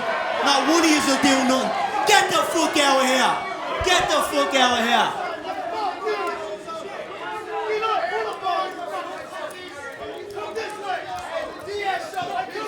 Fuck you.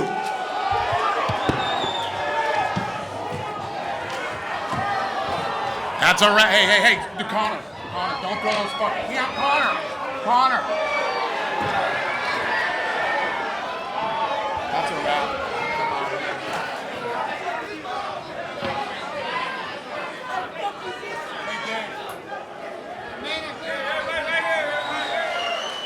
Ariel Helwani in Las Vegas for UFC 202 alongside Chris Avila, Artem Lobov, Neil Magny, Tim Means, Donald Cerrone, Rick Story. It was quite the fastball you got. I saw you yesterday at the press conference. You were right there front and center, whipping them bottles. What do you make of that whole situation? I didn't throw nothing. Oh, okay. I was right there in the middle of it all. You know, I was sitting down till the last minute, to be honest, because I couldn't believe this was happening. I thought they were just throwing a little fit or whatever. You know, it all looked staged. It looked as fake as Pamela Anderson's tits, to be honest. Do you feel like that sort of thing? Like, there's some people who say, "Oh, there's no place in the sport. It makes you guys look bad. It's a black eye." Do you feel, or at the end of the day, this is fighting, and that stuff's going to happen? You guys have a lot of emotion before a fight, right? I mean, I get that all the time. People are like, Cowboy, you can't say or do that because you're a role model. I'm like, man, I'm a fighter. Like, I'm a piece of shit. Like, that's what I do. Yeah, sorry. Yeah. The show stealer right here. Come on, you guys.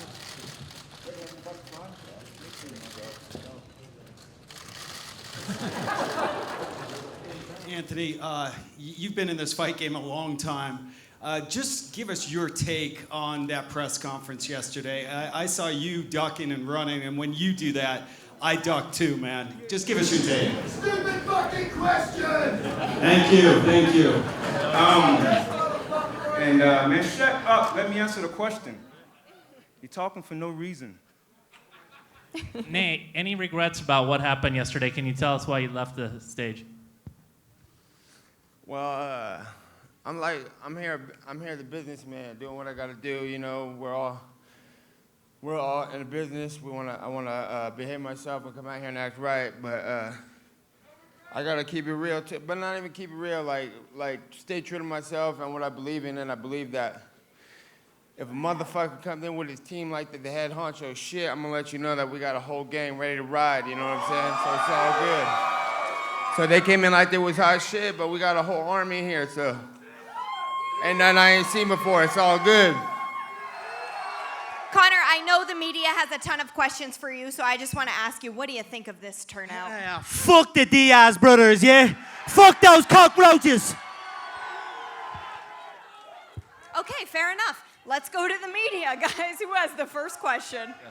What do you think from a professional standpoint? Like I said, Do you fuck Team Diaz. And if you're down with Team Diaz, then fuck you too.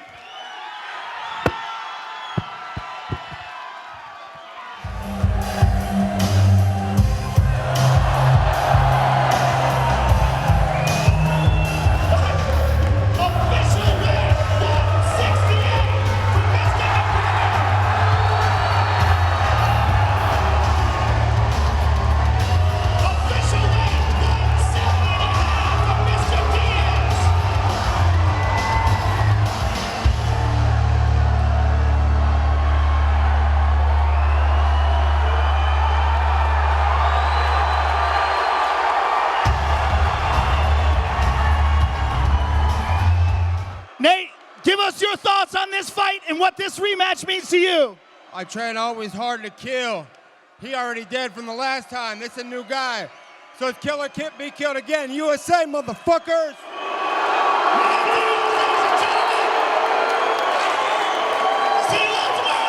Okay, officially go on the record, Sean. Who's gonna win? Guys, Sean is gonna make his prediction. Who's gonna win and how, Sean? Who's gonna win?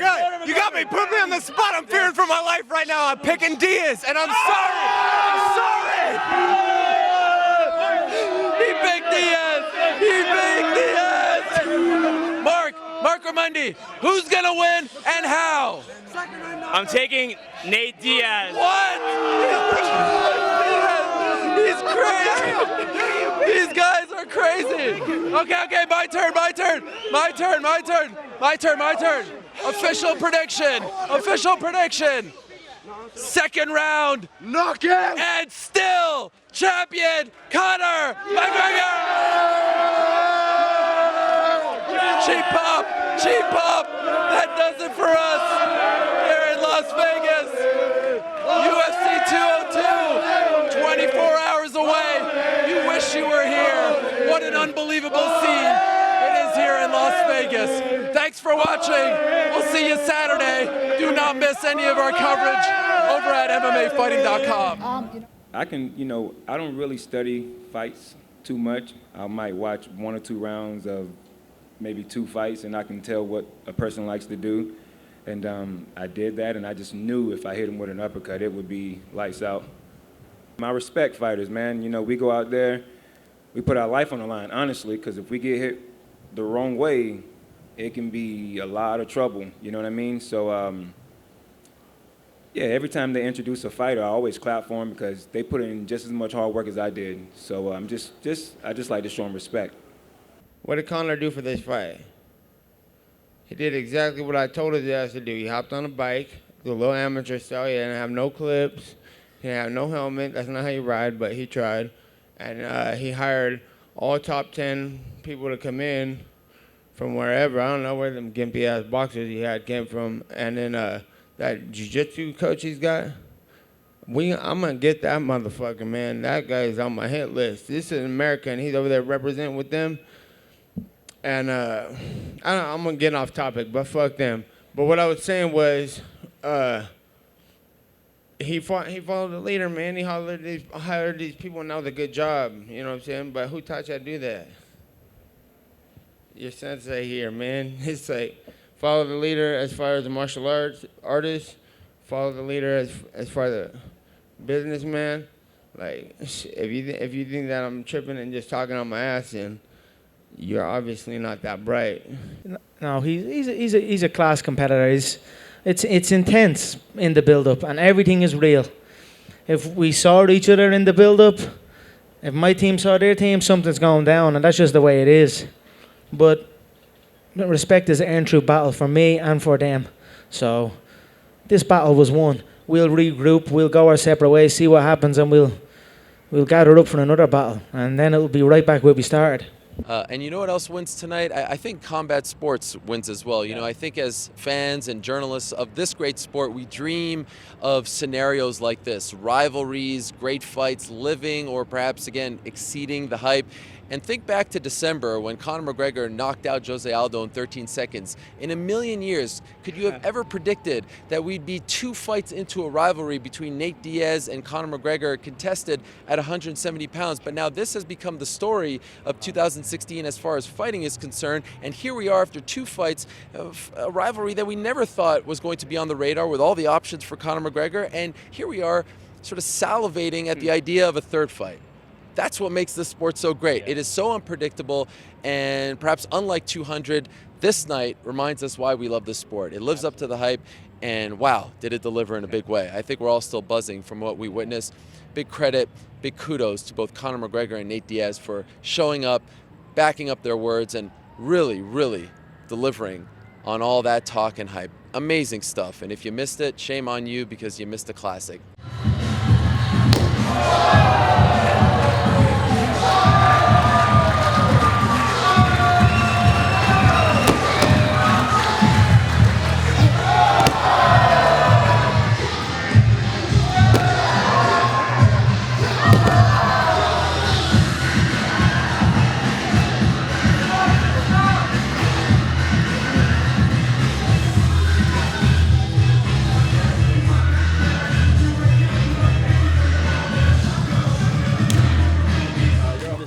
Fighter, trying to work your way up the ranks, the pay scale and everything. What was your reaction when you saw Conor McGregor got $3 million disclosed money for his fight at UFC 202? Good for him. I mean, hopefully that means us other fighters are going to get a little bit bigger paychecks.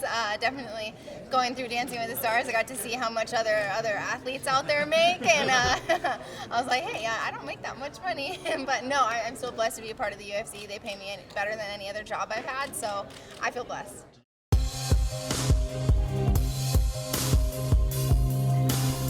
$115.5 for Paige Van Zandt.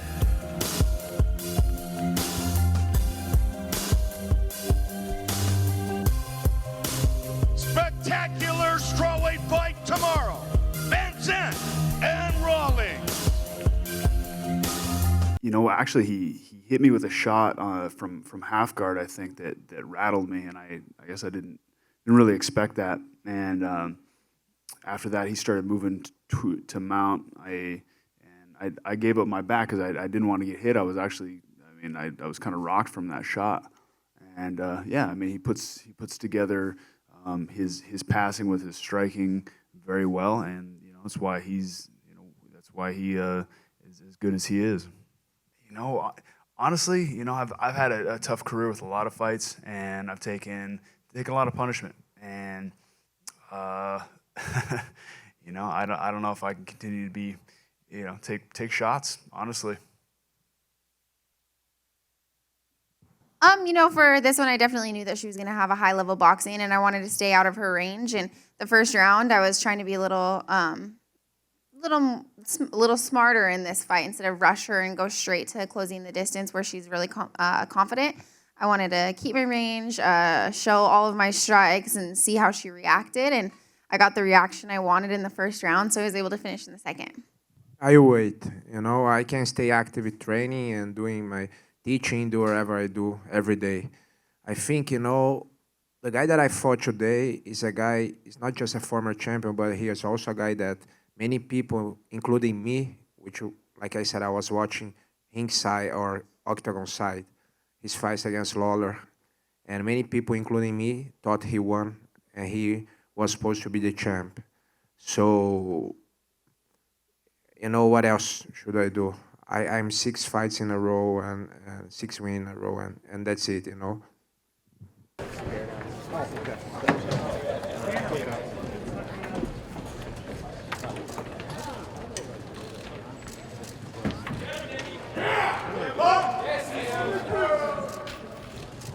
Mickey, go!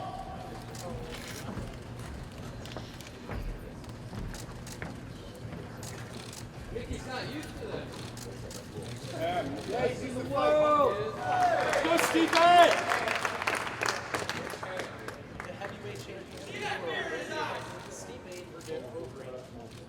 Oh, hey! Oh!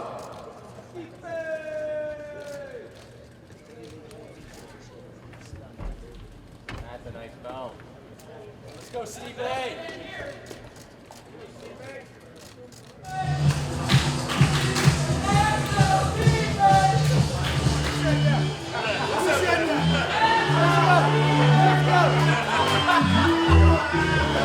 It's just one guy making noise.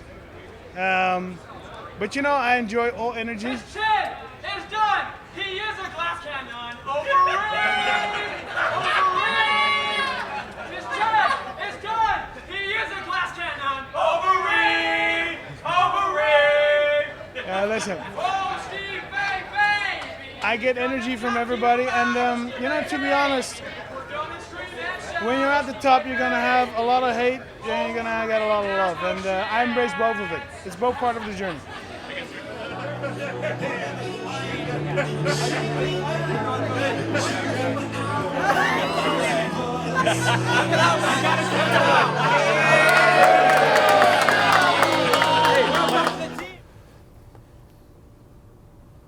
Should we just talk here?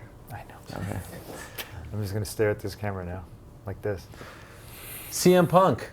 Yes. How are you, sir? Hello. It's good to see you again. It's good to be seen. I don't know what I'm doing here.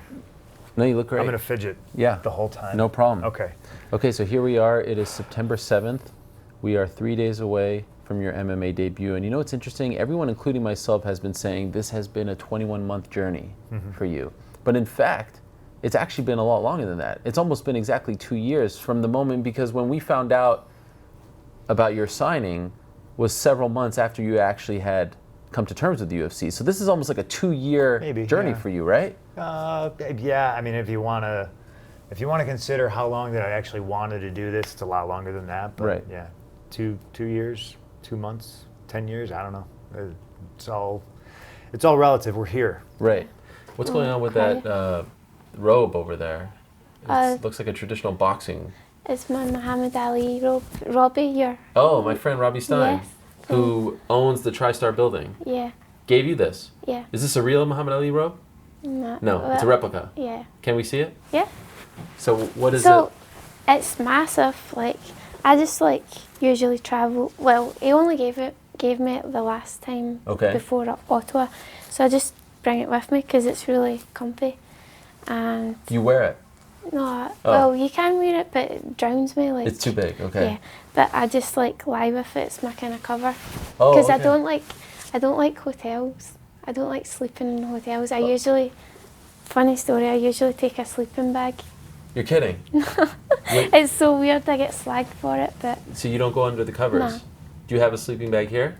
No, because This I bought is- this. So Yeah. you're sleeping I on top just of your lie bed. on top. Wow. Are you a germaphobe? I'm a germaphobe too, so I respect Are it. you? Oh yeah. I don't want to touch your hand because I'm a germaphobe. It's High true. five. Yes. Boom. There you go. Yeah. You know, it's interesting. This has been one of the most amazing stories to cover. Your story. You came into MMA in 1999. I believe this is your 47th pro fight, and here you are finally. Yeah, but stop.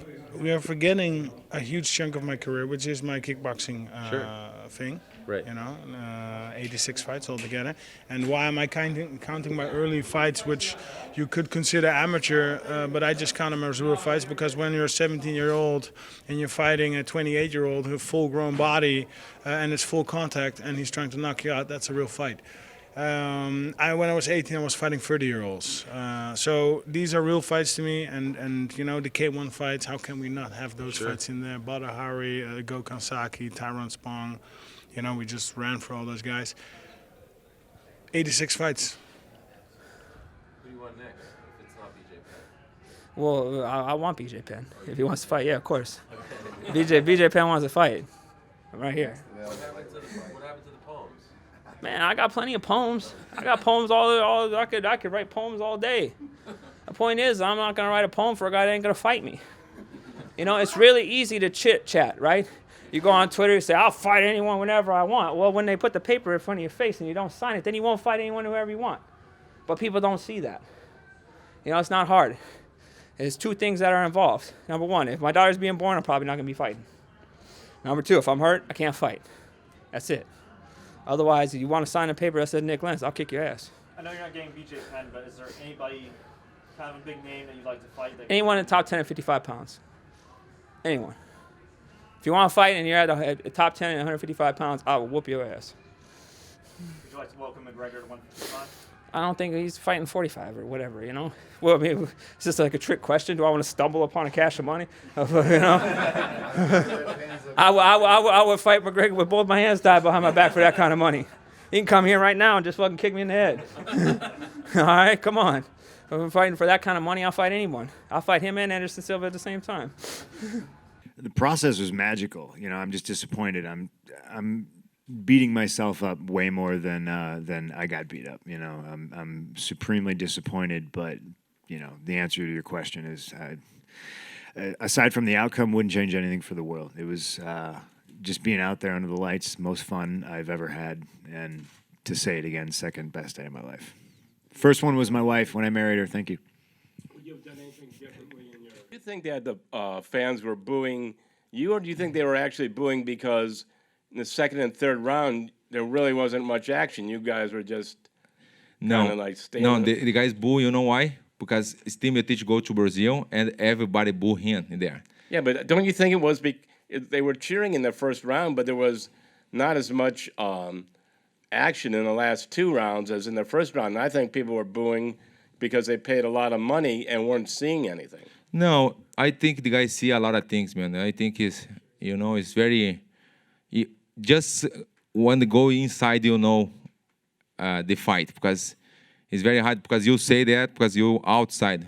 One day you go inside there and try. It's very hard, man. It's tough job, man. And sometimes that's my job. Very smart fight because I win. This win is very important because my big goal is the title shot again.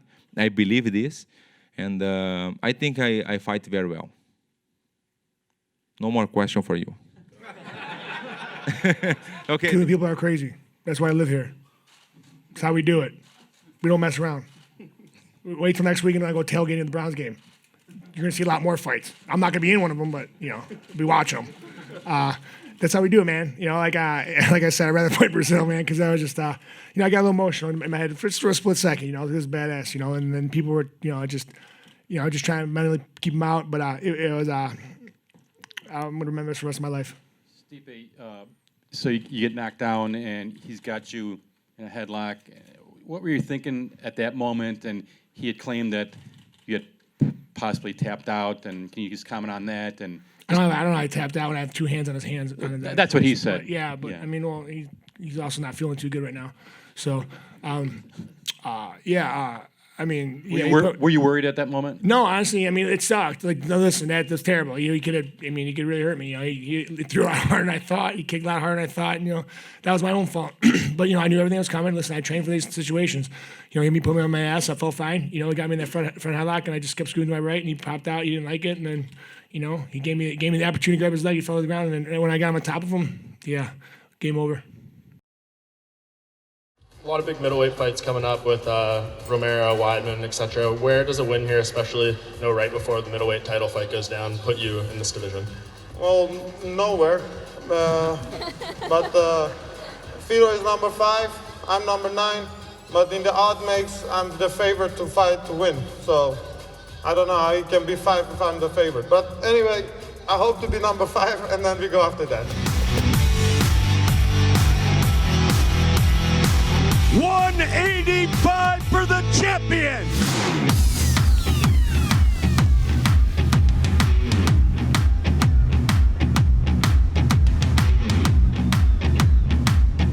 They will meet tomorrow night for the middleweight championship.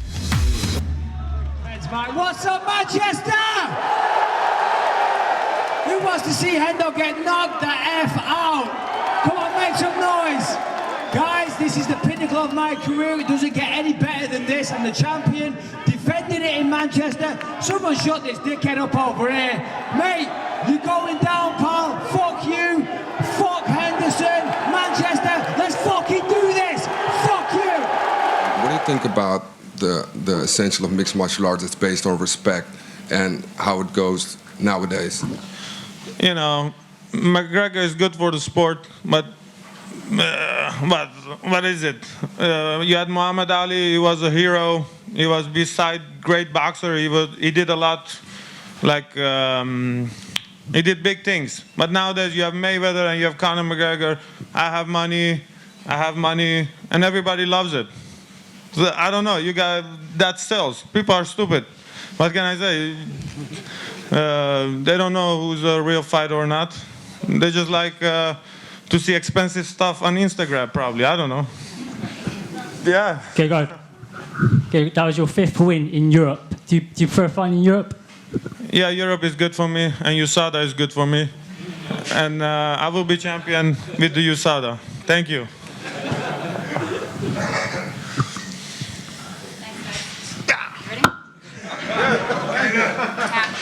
What rounds did you think you took? Well, the first round, I mean, it was almost finished, real close, and I thought that was obviously a 10-8 round, but you never know, which is why I wanted to, I thought I won the first 2 rounds.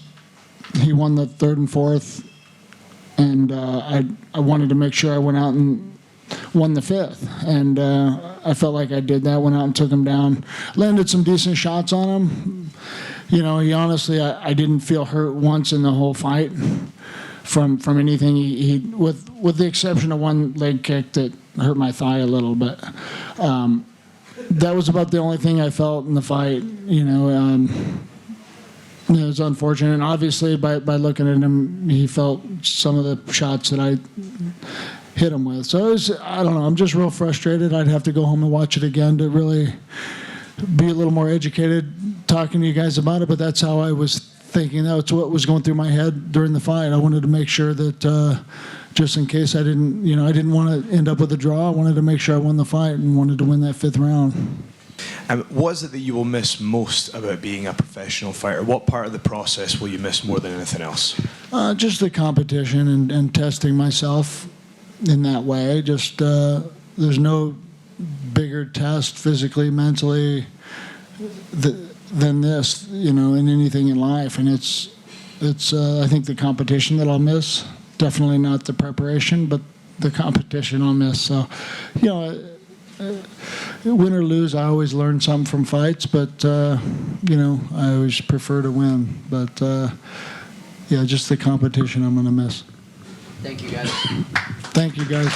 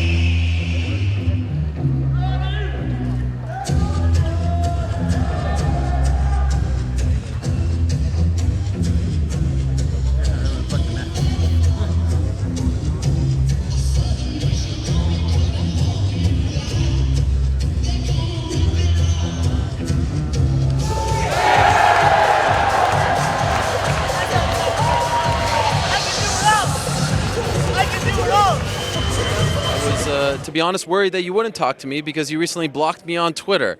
Wow, Khabib Nurmagomedov blocked me on Twitter. I never would have expected it. I hope you're very happy to see me. I hope. I am very happy to see you. Eddie Alvarez and Conor McGregor, you promote this fight. UFC sent me 2 contracts, and you never talk about this. Why? You know why? Why? The answer is, as you know, you were I don't used know. as a pawn in that game, and you know that's the truth. Here he is.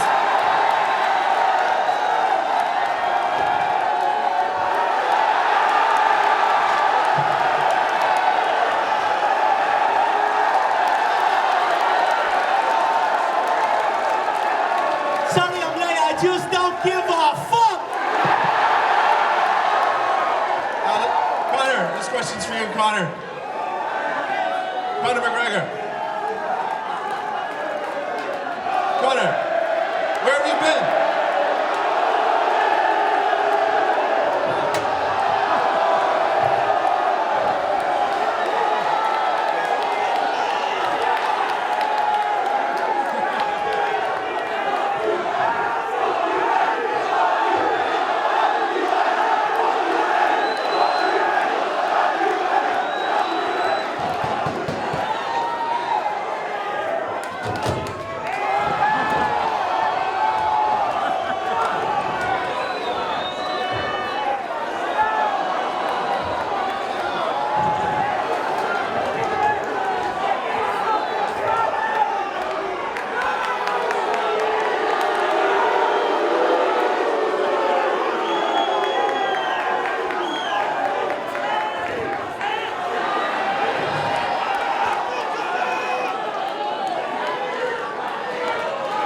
I wonder how much a chair would have cost me. Is a win enough for you in this fight, or are you looking to make a specific statement? No, I came for an apology from him. I want an apology for saying my wife and kids. Suck these big Irish balls. If you don't apologize, then I'm gonna make them beg. I'm gonna give you a chance to apologize. You apologize to me. These big Irish balls all in your face.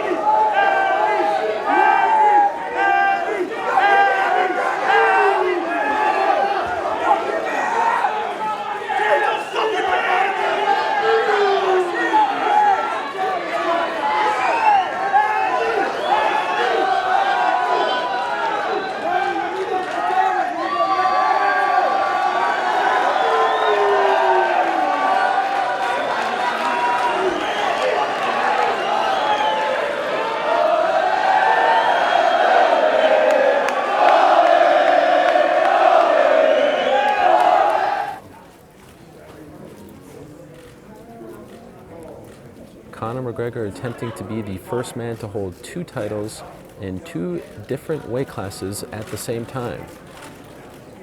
Flanked by his longtime coach and friend, John Kavanagh. And how about that? Perhaps a sign of things to come for Conor McGregor. We shall see.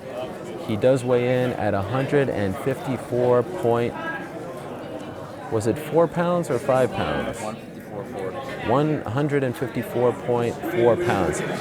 He shines so bright that the lights went out on Conor McGregor. Then I gotta tell you, we've got 15 minutes to go to beat this record. I feel very confident that we can do it.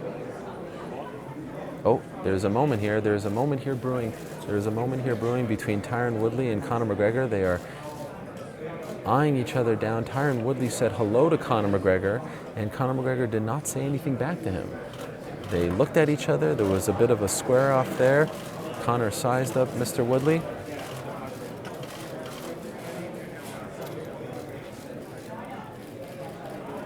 So you officially made weight You did your job. When did you find out that he was not going to make weight? Probably you found out before me, I bet. Do you know how much he does weigh? Don't even care. I just wish you would have like called me because I would have blown weight too. Right. You know what I mean? I would have been like, yo, you can only make whatever, I'll just make that too. And I would have just, whatever. You guys had to be within 7 pounds of each other, we're told. yeah. So do you feel like that, because that's not a rule in other states. Yeah. So were you told this beforehand? Do you feel like you should have been told this beforehand? Probably should have been, but I was just hoping he was professional and would make weight like everybody else. Can you put into words how disappointing? I mean, this is not just a regular card. This is historic. This is MSG. You're being robbed of this opportunity. Can you describe how you're feeling? And I'm being robbed of $150,000 of my win money. I had already weighed in. I went to go grab some more water, so I had to go around him to get the water. So I said, "What's up, man?" And I walked past him, and he kind of had a mug. So then I turned back, and I was like, "I said, what's up?" And he was like, "What's up?" So I don't know what people saw in the video, but I'm not that guy. Number one, this is fighting, but it's other layers to where I'm from. You can't, one, call me a bitch. Like, I don't, that's something that's like a slap in the face or a spit in the face for where I'm from, so you don't just call a dude a bitch. I had issues with Matt Brown because he did that, but when I was in his face, he didn't say anything. He was completely quiet in the locker room, mainly because he probably lost, but that's just something that you don't cross the line on with me. So he called you a... No, he didn't call me anything. He called the handle on Twitter that. He didn't call me anything. Yeah, well, he was calling you a Twitter, saying that maybe... Bitch. Like I'm looking, like I got to fight. I'm defending my strap. I'm not worried about Conor. It's a dope-ass card. I'm excited to be on it. I'm not going to act like I'm complaining that he's on the card because my comments go to the left. So I'm excited about the card, but I don't need the boost to fight. I already got a fight. I'm not trying to get on Twitter. I just wanted to be clear because some people had a misconception of what happened in that little deal, and it was really nothing. Welcome New York City, welcome Madison Square Garden. How are you doing? I came here for you guys. And still, forever and ever.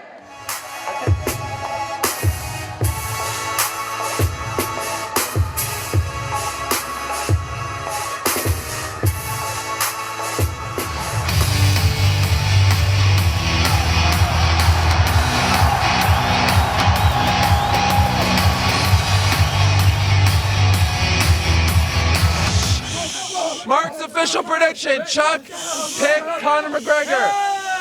Mark, Conor McGregor or Eddie Alvarez? I have to be crazy to pick Eddie Alvarez right now, but I'm picking Eddie Alvarez. He's picking Eddie Alvarez. He's picking Eddie Alvarez. He's picking Eddie Alvarez. He won't believe it. He actually did it again.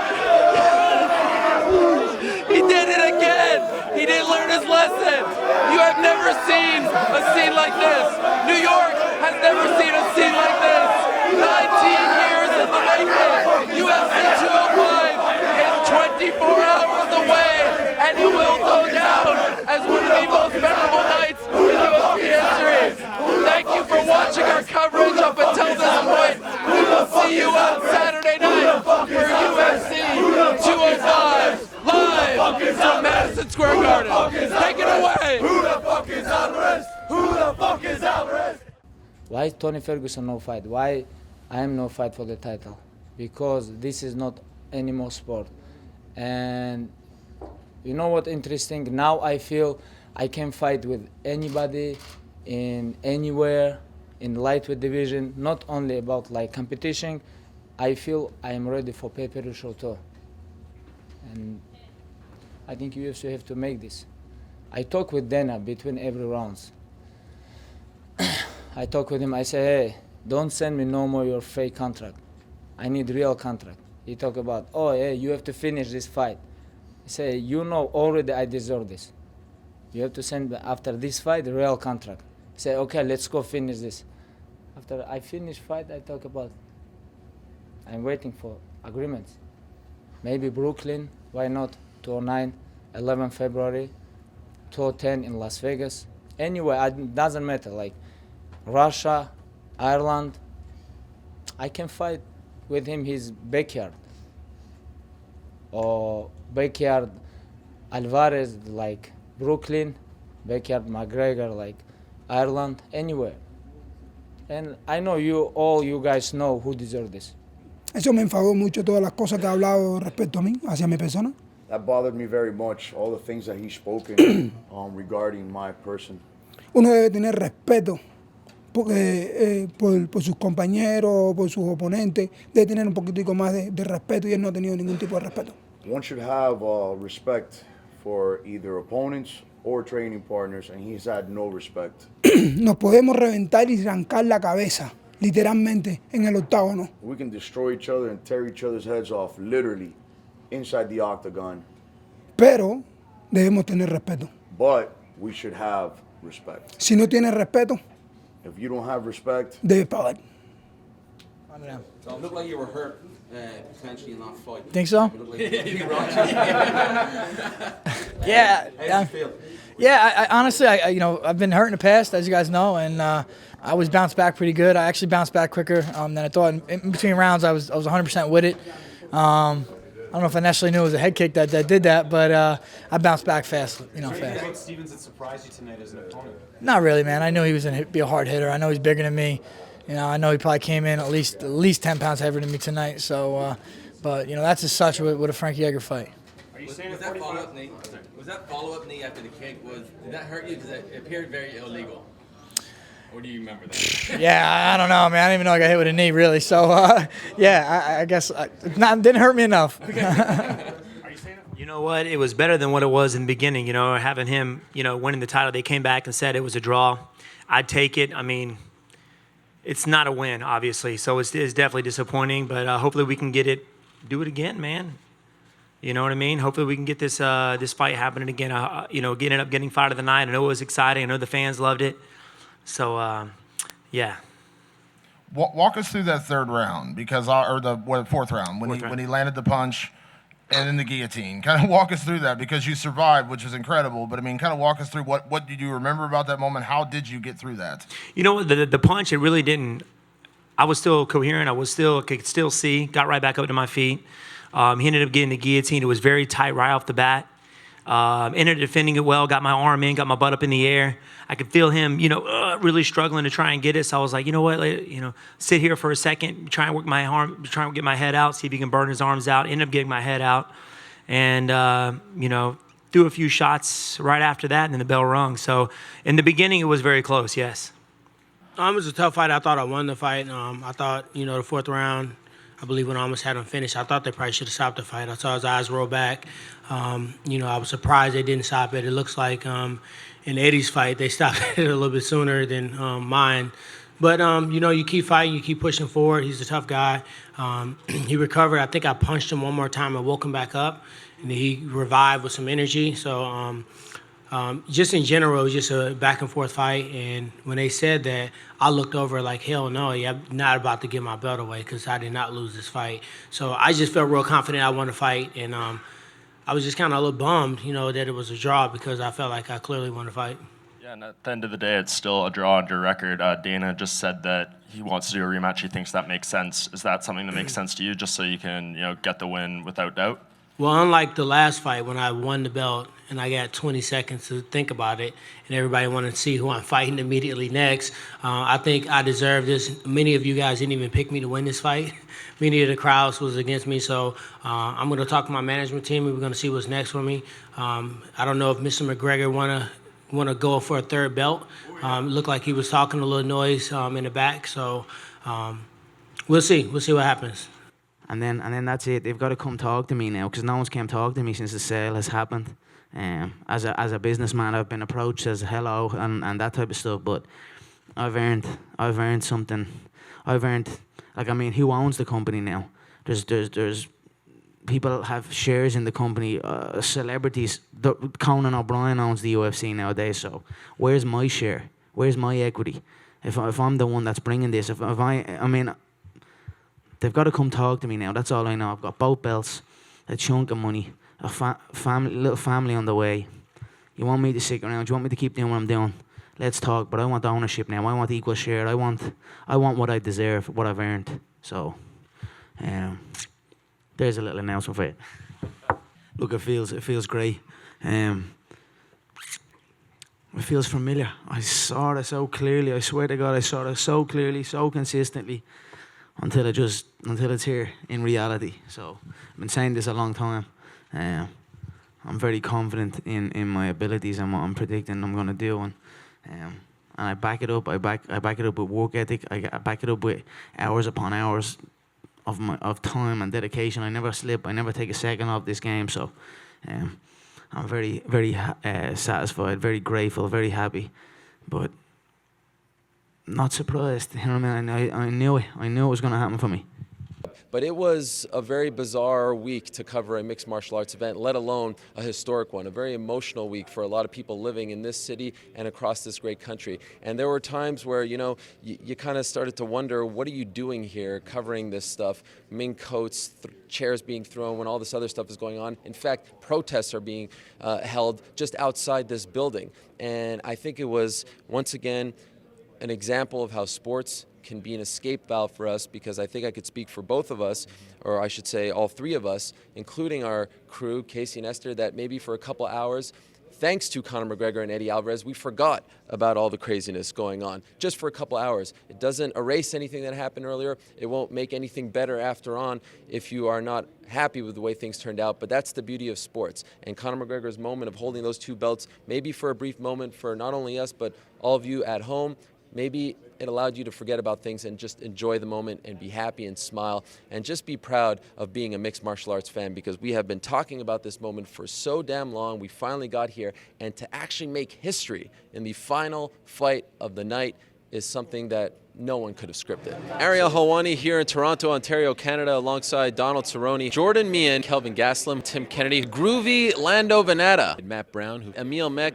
I probably got 3 or 4 years left in the sport. So my main concern is what's after healthcare, some kind of pension and some kind of retirement. Those are like what I'm searching for, and those are the things that I stand proud behind. I'm not part of association because, first of all, I'm not even part of association. I didn't sign anything. That was kind of Tim and George called me, and Didn't have you sign anything there? No, I didn't sign anything. But would you? So I didn't know Bjorn was part of this whole thing, and I told Tim that, and so there's after the fact. When I got there. Oh, you didn't know? No, I had no idea. I should have researched it. I'm a fucking idiot and just jumped in like I do everything head first. So, considering what's happened in your last couple fights, do you feel like this is just what the doctor ordered for you, like a fight that you can really get up for? Like, I don't know if you have those kind of feelings towards Safadine, but this is a big time fight on a card that needed a big fight. Is this perfect for you as far as getting back on track? I'm not sure if it's much of a difference. I don't really look at my past really at all, to be honest, you know what I mean? So I kind of I look at this is my first fight and this is my last fight. So I got to take each fight individually, and I made the mistake of not doing that before. So now, I think I've learned from those mistakes. They say you learn more from your losses, so I've had enough losses that I should be pretty fucking smart by now. Is this true? Is this your first real training camp of your career, or maybe in the last few years? Yeah, I haven't had a real training camp and actually fought since August 2014. Wow, what's it feel like? Oh, it's great. I'm not stressed. I'm not worried about my weight. I'm not worried about my cardio. I've had time to prepare for the opponent. I fucking feel good. So this has to be probably, I know it's a short one, but one of the more stressful camps of your life, right? For sure. It's been the most stressful period of my life, period. Right. What happened in New York didn't just affect my work life. It didn't just affect my reputation. It affected a lot of aspects of my life, my personal life, my relationship with people in my personal life. It's just been a big headache, man. And it's been rough to get to this point. Obviously, I had to battle through getting the suspension lifted, and my management team deserves all the credit. Ali and his management team, I mean, they fought hard and to get that suspension lifted, so I'm just happy to be competing, man. What's been the reception like after last week? Here you are, Fight Week, a part of the UFC machine. Yeah. Have you felt any different? No, the UFC's been awesome. Okay. No issues at all? None whatsoever. Strictly professional, on point, up on the operations side, taking care of me and everything that I need, my team, even going above and beyond, logistically picking up. I had some guys coming in that weren't like official corners, but they help them, in transportation from there. I mean, just nonstop, like a good promotion should. So they've been very helpful. The most humbling thing has been the feedback from the fighters. Yeah. Everybody here, has talked to me. Every single fighter, and we got to fight Saturday night. So it's like nothing's changed from conversations I've been having with hundreds of other fighters, which is, man, we just got to wait a week, and then we'll kind of move forward, and you're going to hear a lot more from me and from George and from Kane and from TJ after our fights. But we got to fight first.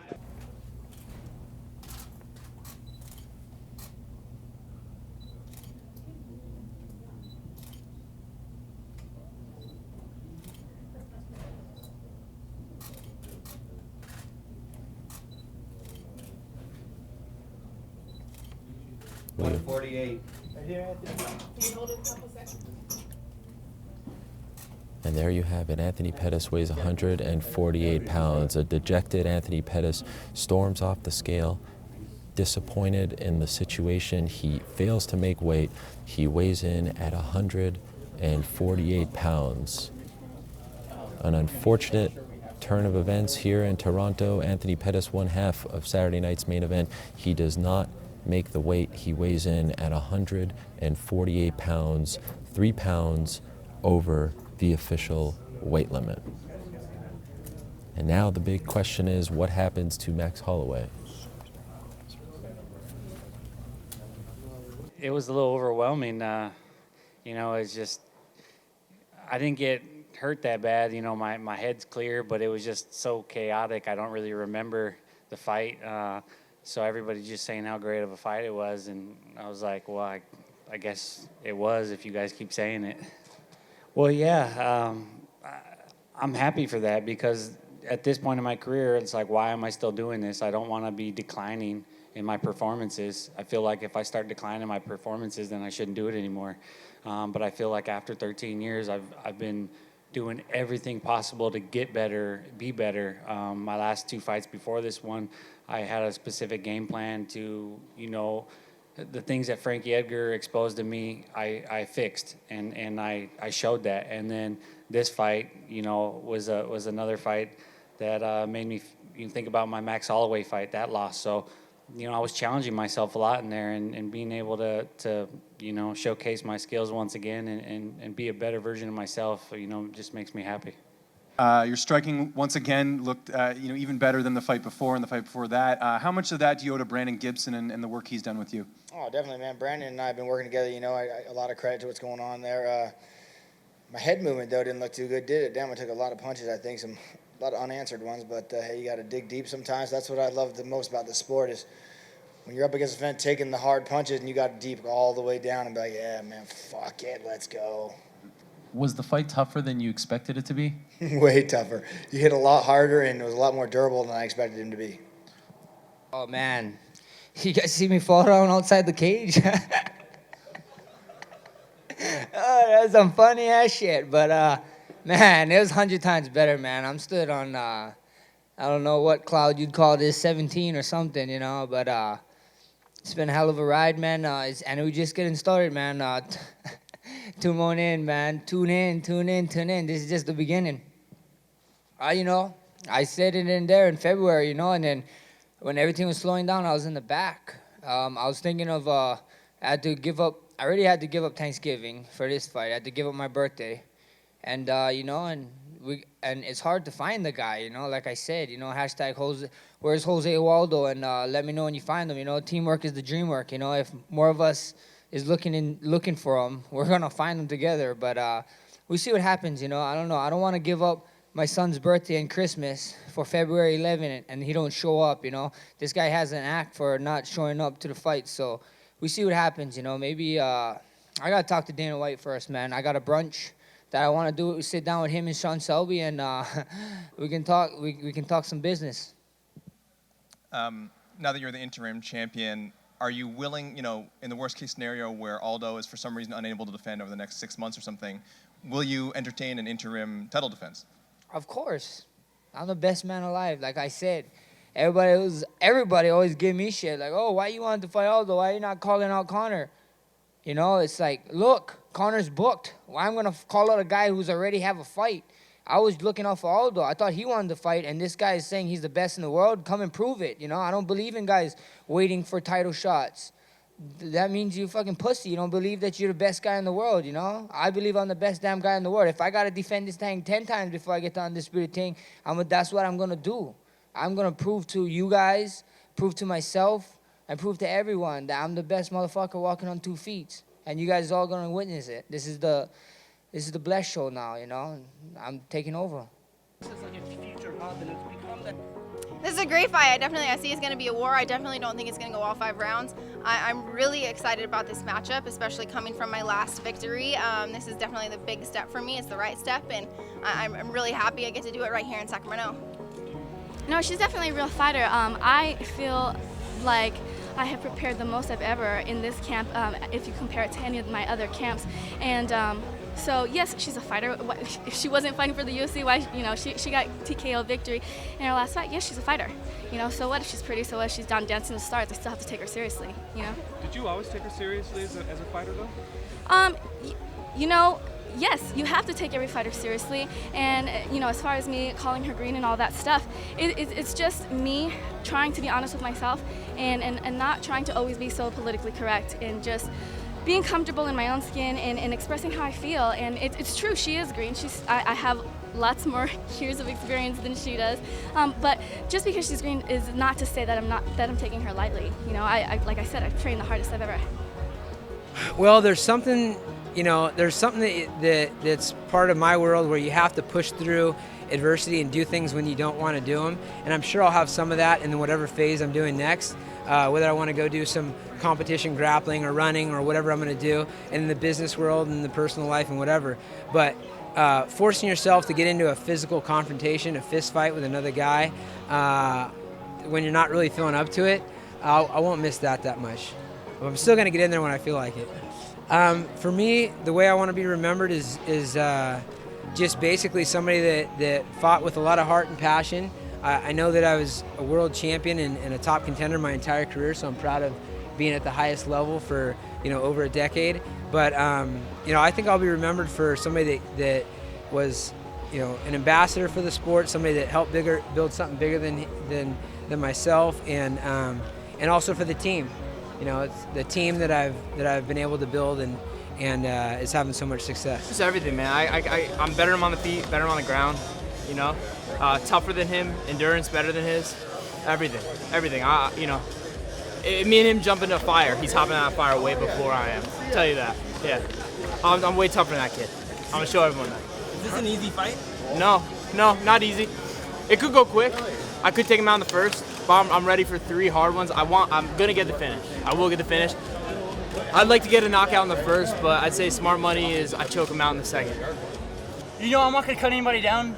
He fought 2 guys that have never had an MMA fight before. So me myself, I'm going weight classified at 170. I'm looking forward to it. I'm prepared. I'm ready.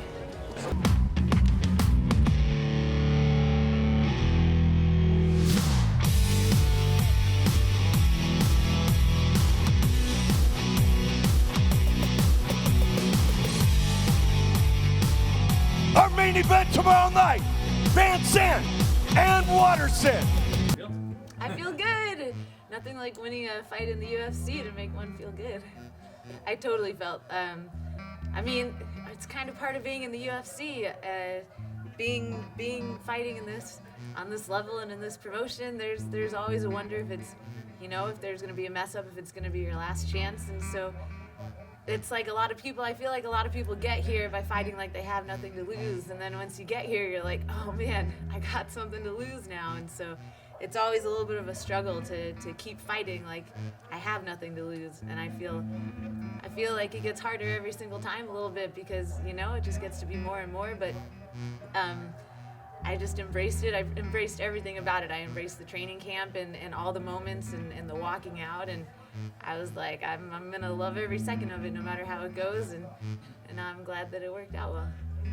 But in the past, I've been a little susceptible to getting kind of crazy and wide and just coming forward, and so it was a big deal for me to keep my aggression because it's a huge part of who I am and how I fight, but to temper that along with technique and intelligence and good timing and good movement and good distance, and so we did a lot of drilling with that. I'm really lucky that one of my training partners is Carrie Melendez, and she has awesome hands. She's got great stand-up, and so I was able to work off of her speed and really practice dealing with someone who's as sharp and on point as Aldana is. Back home, I was notoriously known for throwing the big overhand. I've had a few knockouts with them, but it's just not like the most technical professional strike, you know, when it's not meant to be used. So in training, I have beautiful straight right hands. When I switch, beautiful straight lefts. But man, when you have the 4-ounce glove on and then you see the guy, just that big bomb of a punch is what feels right. And I didn't practice him, but I threw him a lot. And man, this one was hard. He was moving back the whole fight, and it was hard to finish. It was hard to land flush when they're moving back so much. And then at the end of the first round, they were booing, and that broke my heart. So my game plan was to out kickbox, and we had so many high kicks and low kicks planned. But man, in the fight, it's such a vivid reminder how hard it can be to huck these kicks and actually hit him in the head without gassing or slipping or getting countered. So I just went back to some punches, and that's what worked. And then I felt in the second round his gas tank gave a little. That I could fight all day, I'll fight to death. That'd be awesome. And so I ended up really pushing the pace and beating him there. You know, I said it just I was crying there. Dreams are made and dreams are brought in that octagon in the UFC. And you know what? My dreams just get bigger and bigger and bigger. And unfortunately, somebody's dream had to die tonight, and it was Enrique's. So that armbar felt amazing, you know what, and to get it against an opponent who has not been beaten. I'm the man to drop that off of him, so it's quite an experience. I mean, there's parts of me that really want to just give him a verbal lashing right now for the disrespect. I never met the guy. I never did anything to the guy. I understand that he's trying to make a name for himself, but there's ways about it. You know, there's ways when you're maybe creating a Twitter beef that you're trying to hype the fight. I understand that. But when you're flicking me off at breakfast and my team and making remarks in the lobby every time I see you, and we're in a small hotel, and you got your girlfriend there, and she's being no better, man. She's laughing in my face at all his stupid jokes. It made it very personal. It made it, I don't hate the guy now. It's done. It's over. He's going to go his way. I'm going the other way. I'm going to the top. He's going whatever direction. I wish him luck. But I'm just hoping that from this performance, it humbles him, and it makes him realize that if I'm going to be in this game for a long time, he says, I'm not here to make friends. Okay, don't make friends, but you need to learn to respect people, your peers, people that are working with you, the people at the production, the people, your opponents. You got to learn how to show some respect. I said every interview, I don't like the guy personally, but I respect him as a fighter. He didn't show me or my team 1 ounce of respect, and he was very disrespectful. So it wasn't so much wanting to rub it in his face as much as it was I couldn't allow myself to lose to somebody like that and have to go home and tell my son that I lost to the bully. I told him, I always tell him, Dad stands up to bullies. I don't tolerate bullies. And he asked me, he said, Dad, why'd you kick that guy? Why'd you try to kick that guy at the weigh-in? And I told him that, I said, look, he's a bully, and I tell you, we don't tolerate bullies. So it was just that, it feels good to get it over. It's more so just getting the fight over with. It feels good. I just wouldn't have wanted to have that loss in my record, and knowing this disrespectful guy is the one that did it. So, I mean, part of the reason why I'm doing this is because I am able-bodied and able-minded.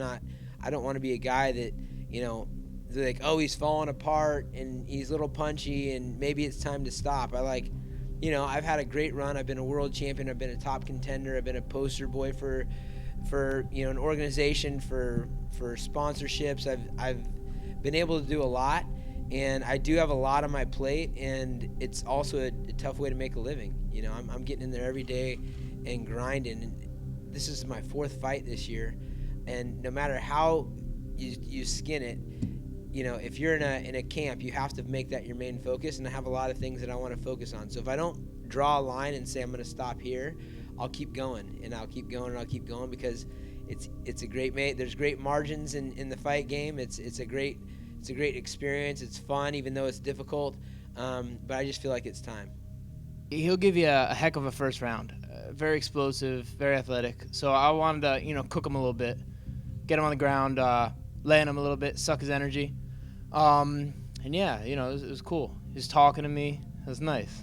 I was gonna ask. It did look like he was talking a little trash in there, which is not something we'd expect. What was he saying in there? I'll tell you this first. I had been, I wanted to play the bad guy a little bit for this. I was like, there's no way you'd be the nice guy with Sage. And, I want to talk, maybe get him to engage with me a little bit. And maybe make him step out of his character and, talk some crap maybe. And he didn't the whole time. I'm like, he's just such a sweet kid and he's not going to do it. But it came out in the fight. And, you saw how the fight went down. And I think that helped me. And so what he said was, when he stood up out of my guard, he was like, get up, and he was like standing right over me. I was like, no, why don't you come down? I thought your jiu-jitsu's better than mine, because he said that in the show.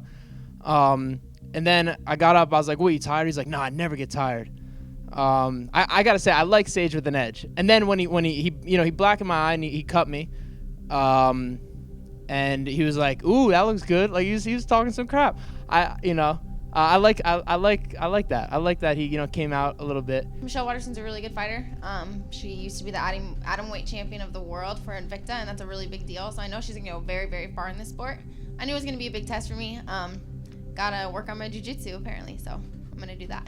But did she meet with your expectations as far as what she actually showed in the cage? When you said she's green, she doesn't have the experience, but what was she like in the cage? Was she less tough than you thought, or did she meet your expectations? I think that me switching to southpaw really threw her off guard, and I think she looked at me and was like, hold up, that's not what we were getting ready for. And so it just kind of screwed with her head. And that was our game plan from the beginning. It was to just, stop her momentum, and being able, and going southpaw did exactly that. Was getting to her back part of the game plan too? Did you think she was weak there with her defense? No, she's a great scrambler. She's showed it in all her fights that she can scramble out of submissions. So we really worked hard on our jiu-jitsu chain submissions with Coach Barata, and just making sure not to get frustrated through her scrambles. And when she scrambles out of it, either getting a better position or scrambling into a new submission. And then if none of those worked, getting back up, like not wasting any time, just in the neutral position.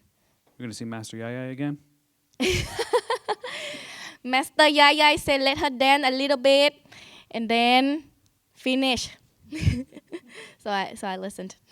Ariel Helwani in Las Vegas for UFC 207 alongside Ray Borg, Dong Young Kim, Tarek Safadine, Luis Smolka, the UFC Women's Bantamweight Champion Amanda Nunes. You guys don't get that. No, we do. No, you don't, because you think you do. No, you're around us and you think you do. Okay, what do you weigh right now? At the moment? At the moment. I think like 180 something. All right, I want to see it 155 by the next time I fight. Why not just fight at 185? Well, hey, you've read my book, okay?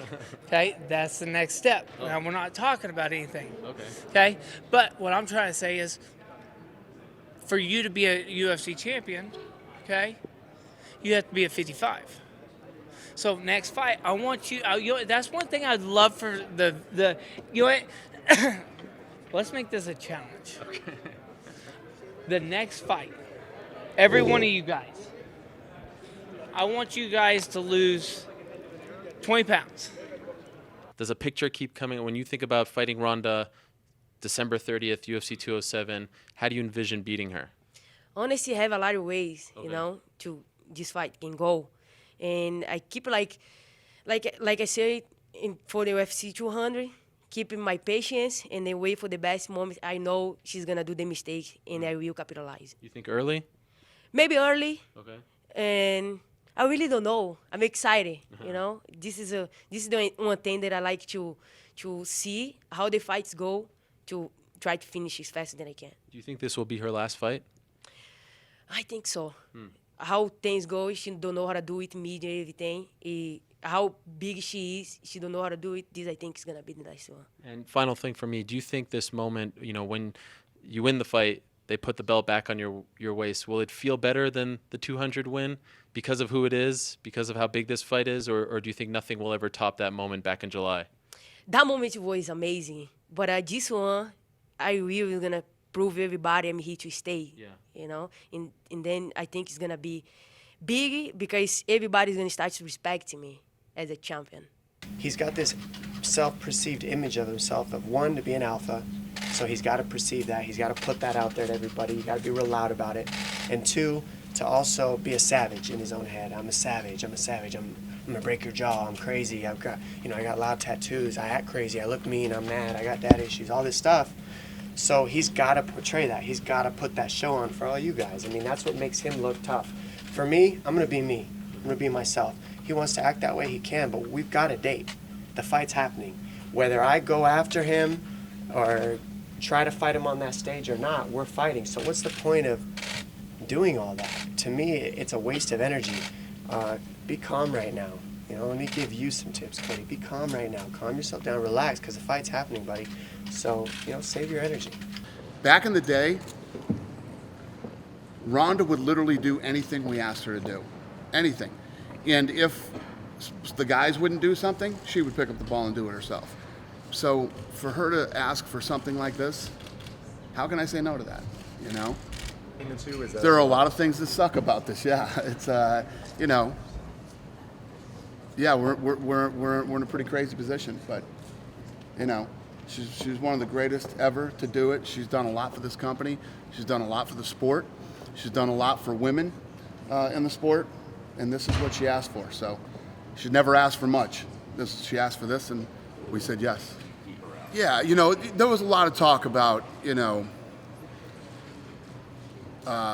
Amanda wasn't represented in the videos and the commercials and all the things that we did. You know, there's only so many dollars you can spend to promote a fight. So obviously, you know, if you have to go with, is it Ronda heavy? Absolutely, it's Ronda heavy. It absolutely makes sense. If Amanda Nunes wins on Friday night, everybody will know who Amanda Nunes is. But as far as her not doing the media, she appears to be in phenomenal shape. We have not seen her weigh in since November of 2015, and there she is, the former UFC Women's Bantamweight champion Ronda Rousey weighing in. And she hits her mark. Ronda Rousey 135, and she storms off. Justin Buchholz. Cody Garbrandt free-balling it right now.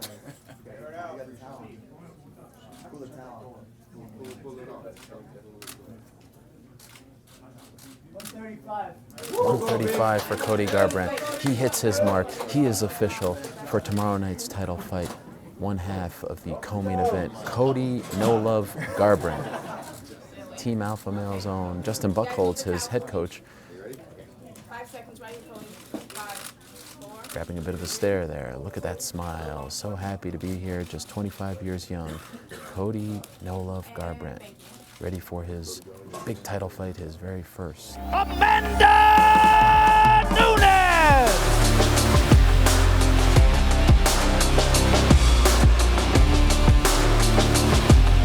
Official weight 135 for the champion.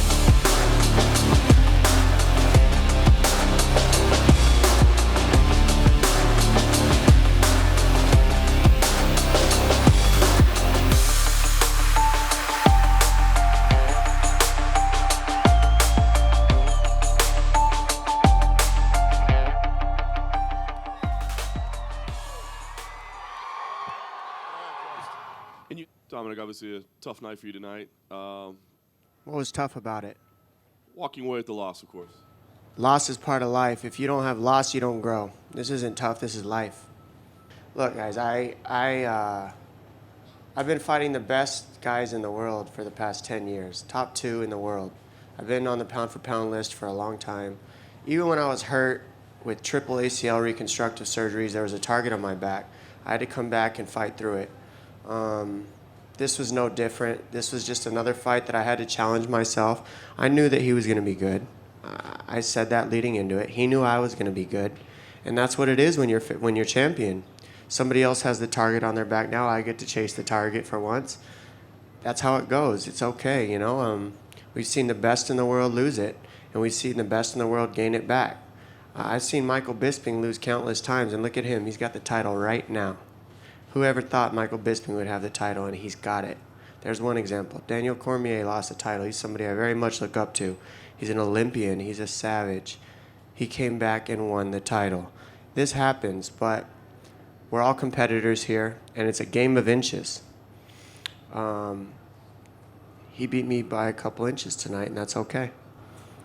The beginning of the fight, for 8 weeks of interviews, that's entertainment. After the fight, talking, the people who are happy that I lost right now, that's entertainment.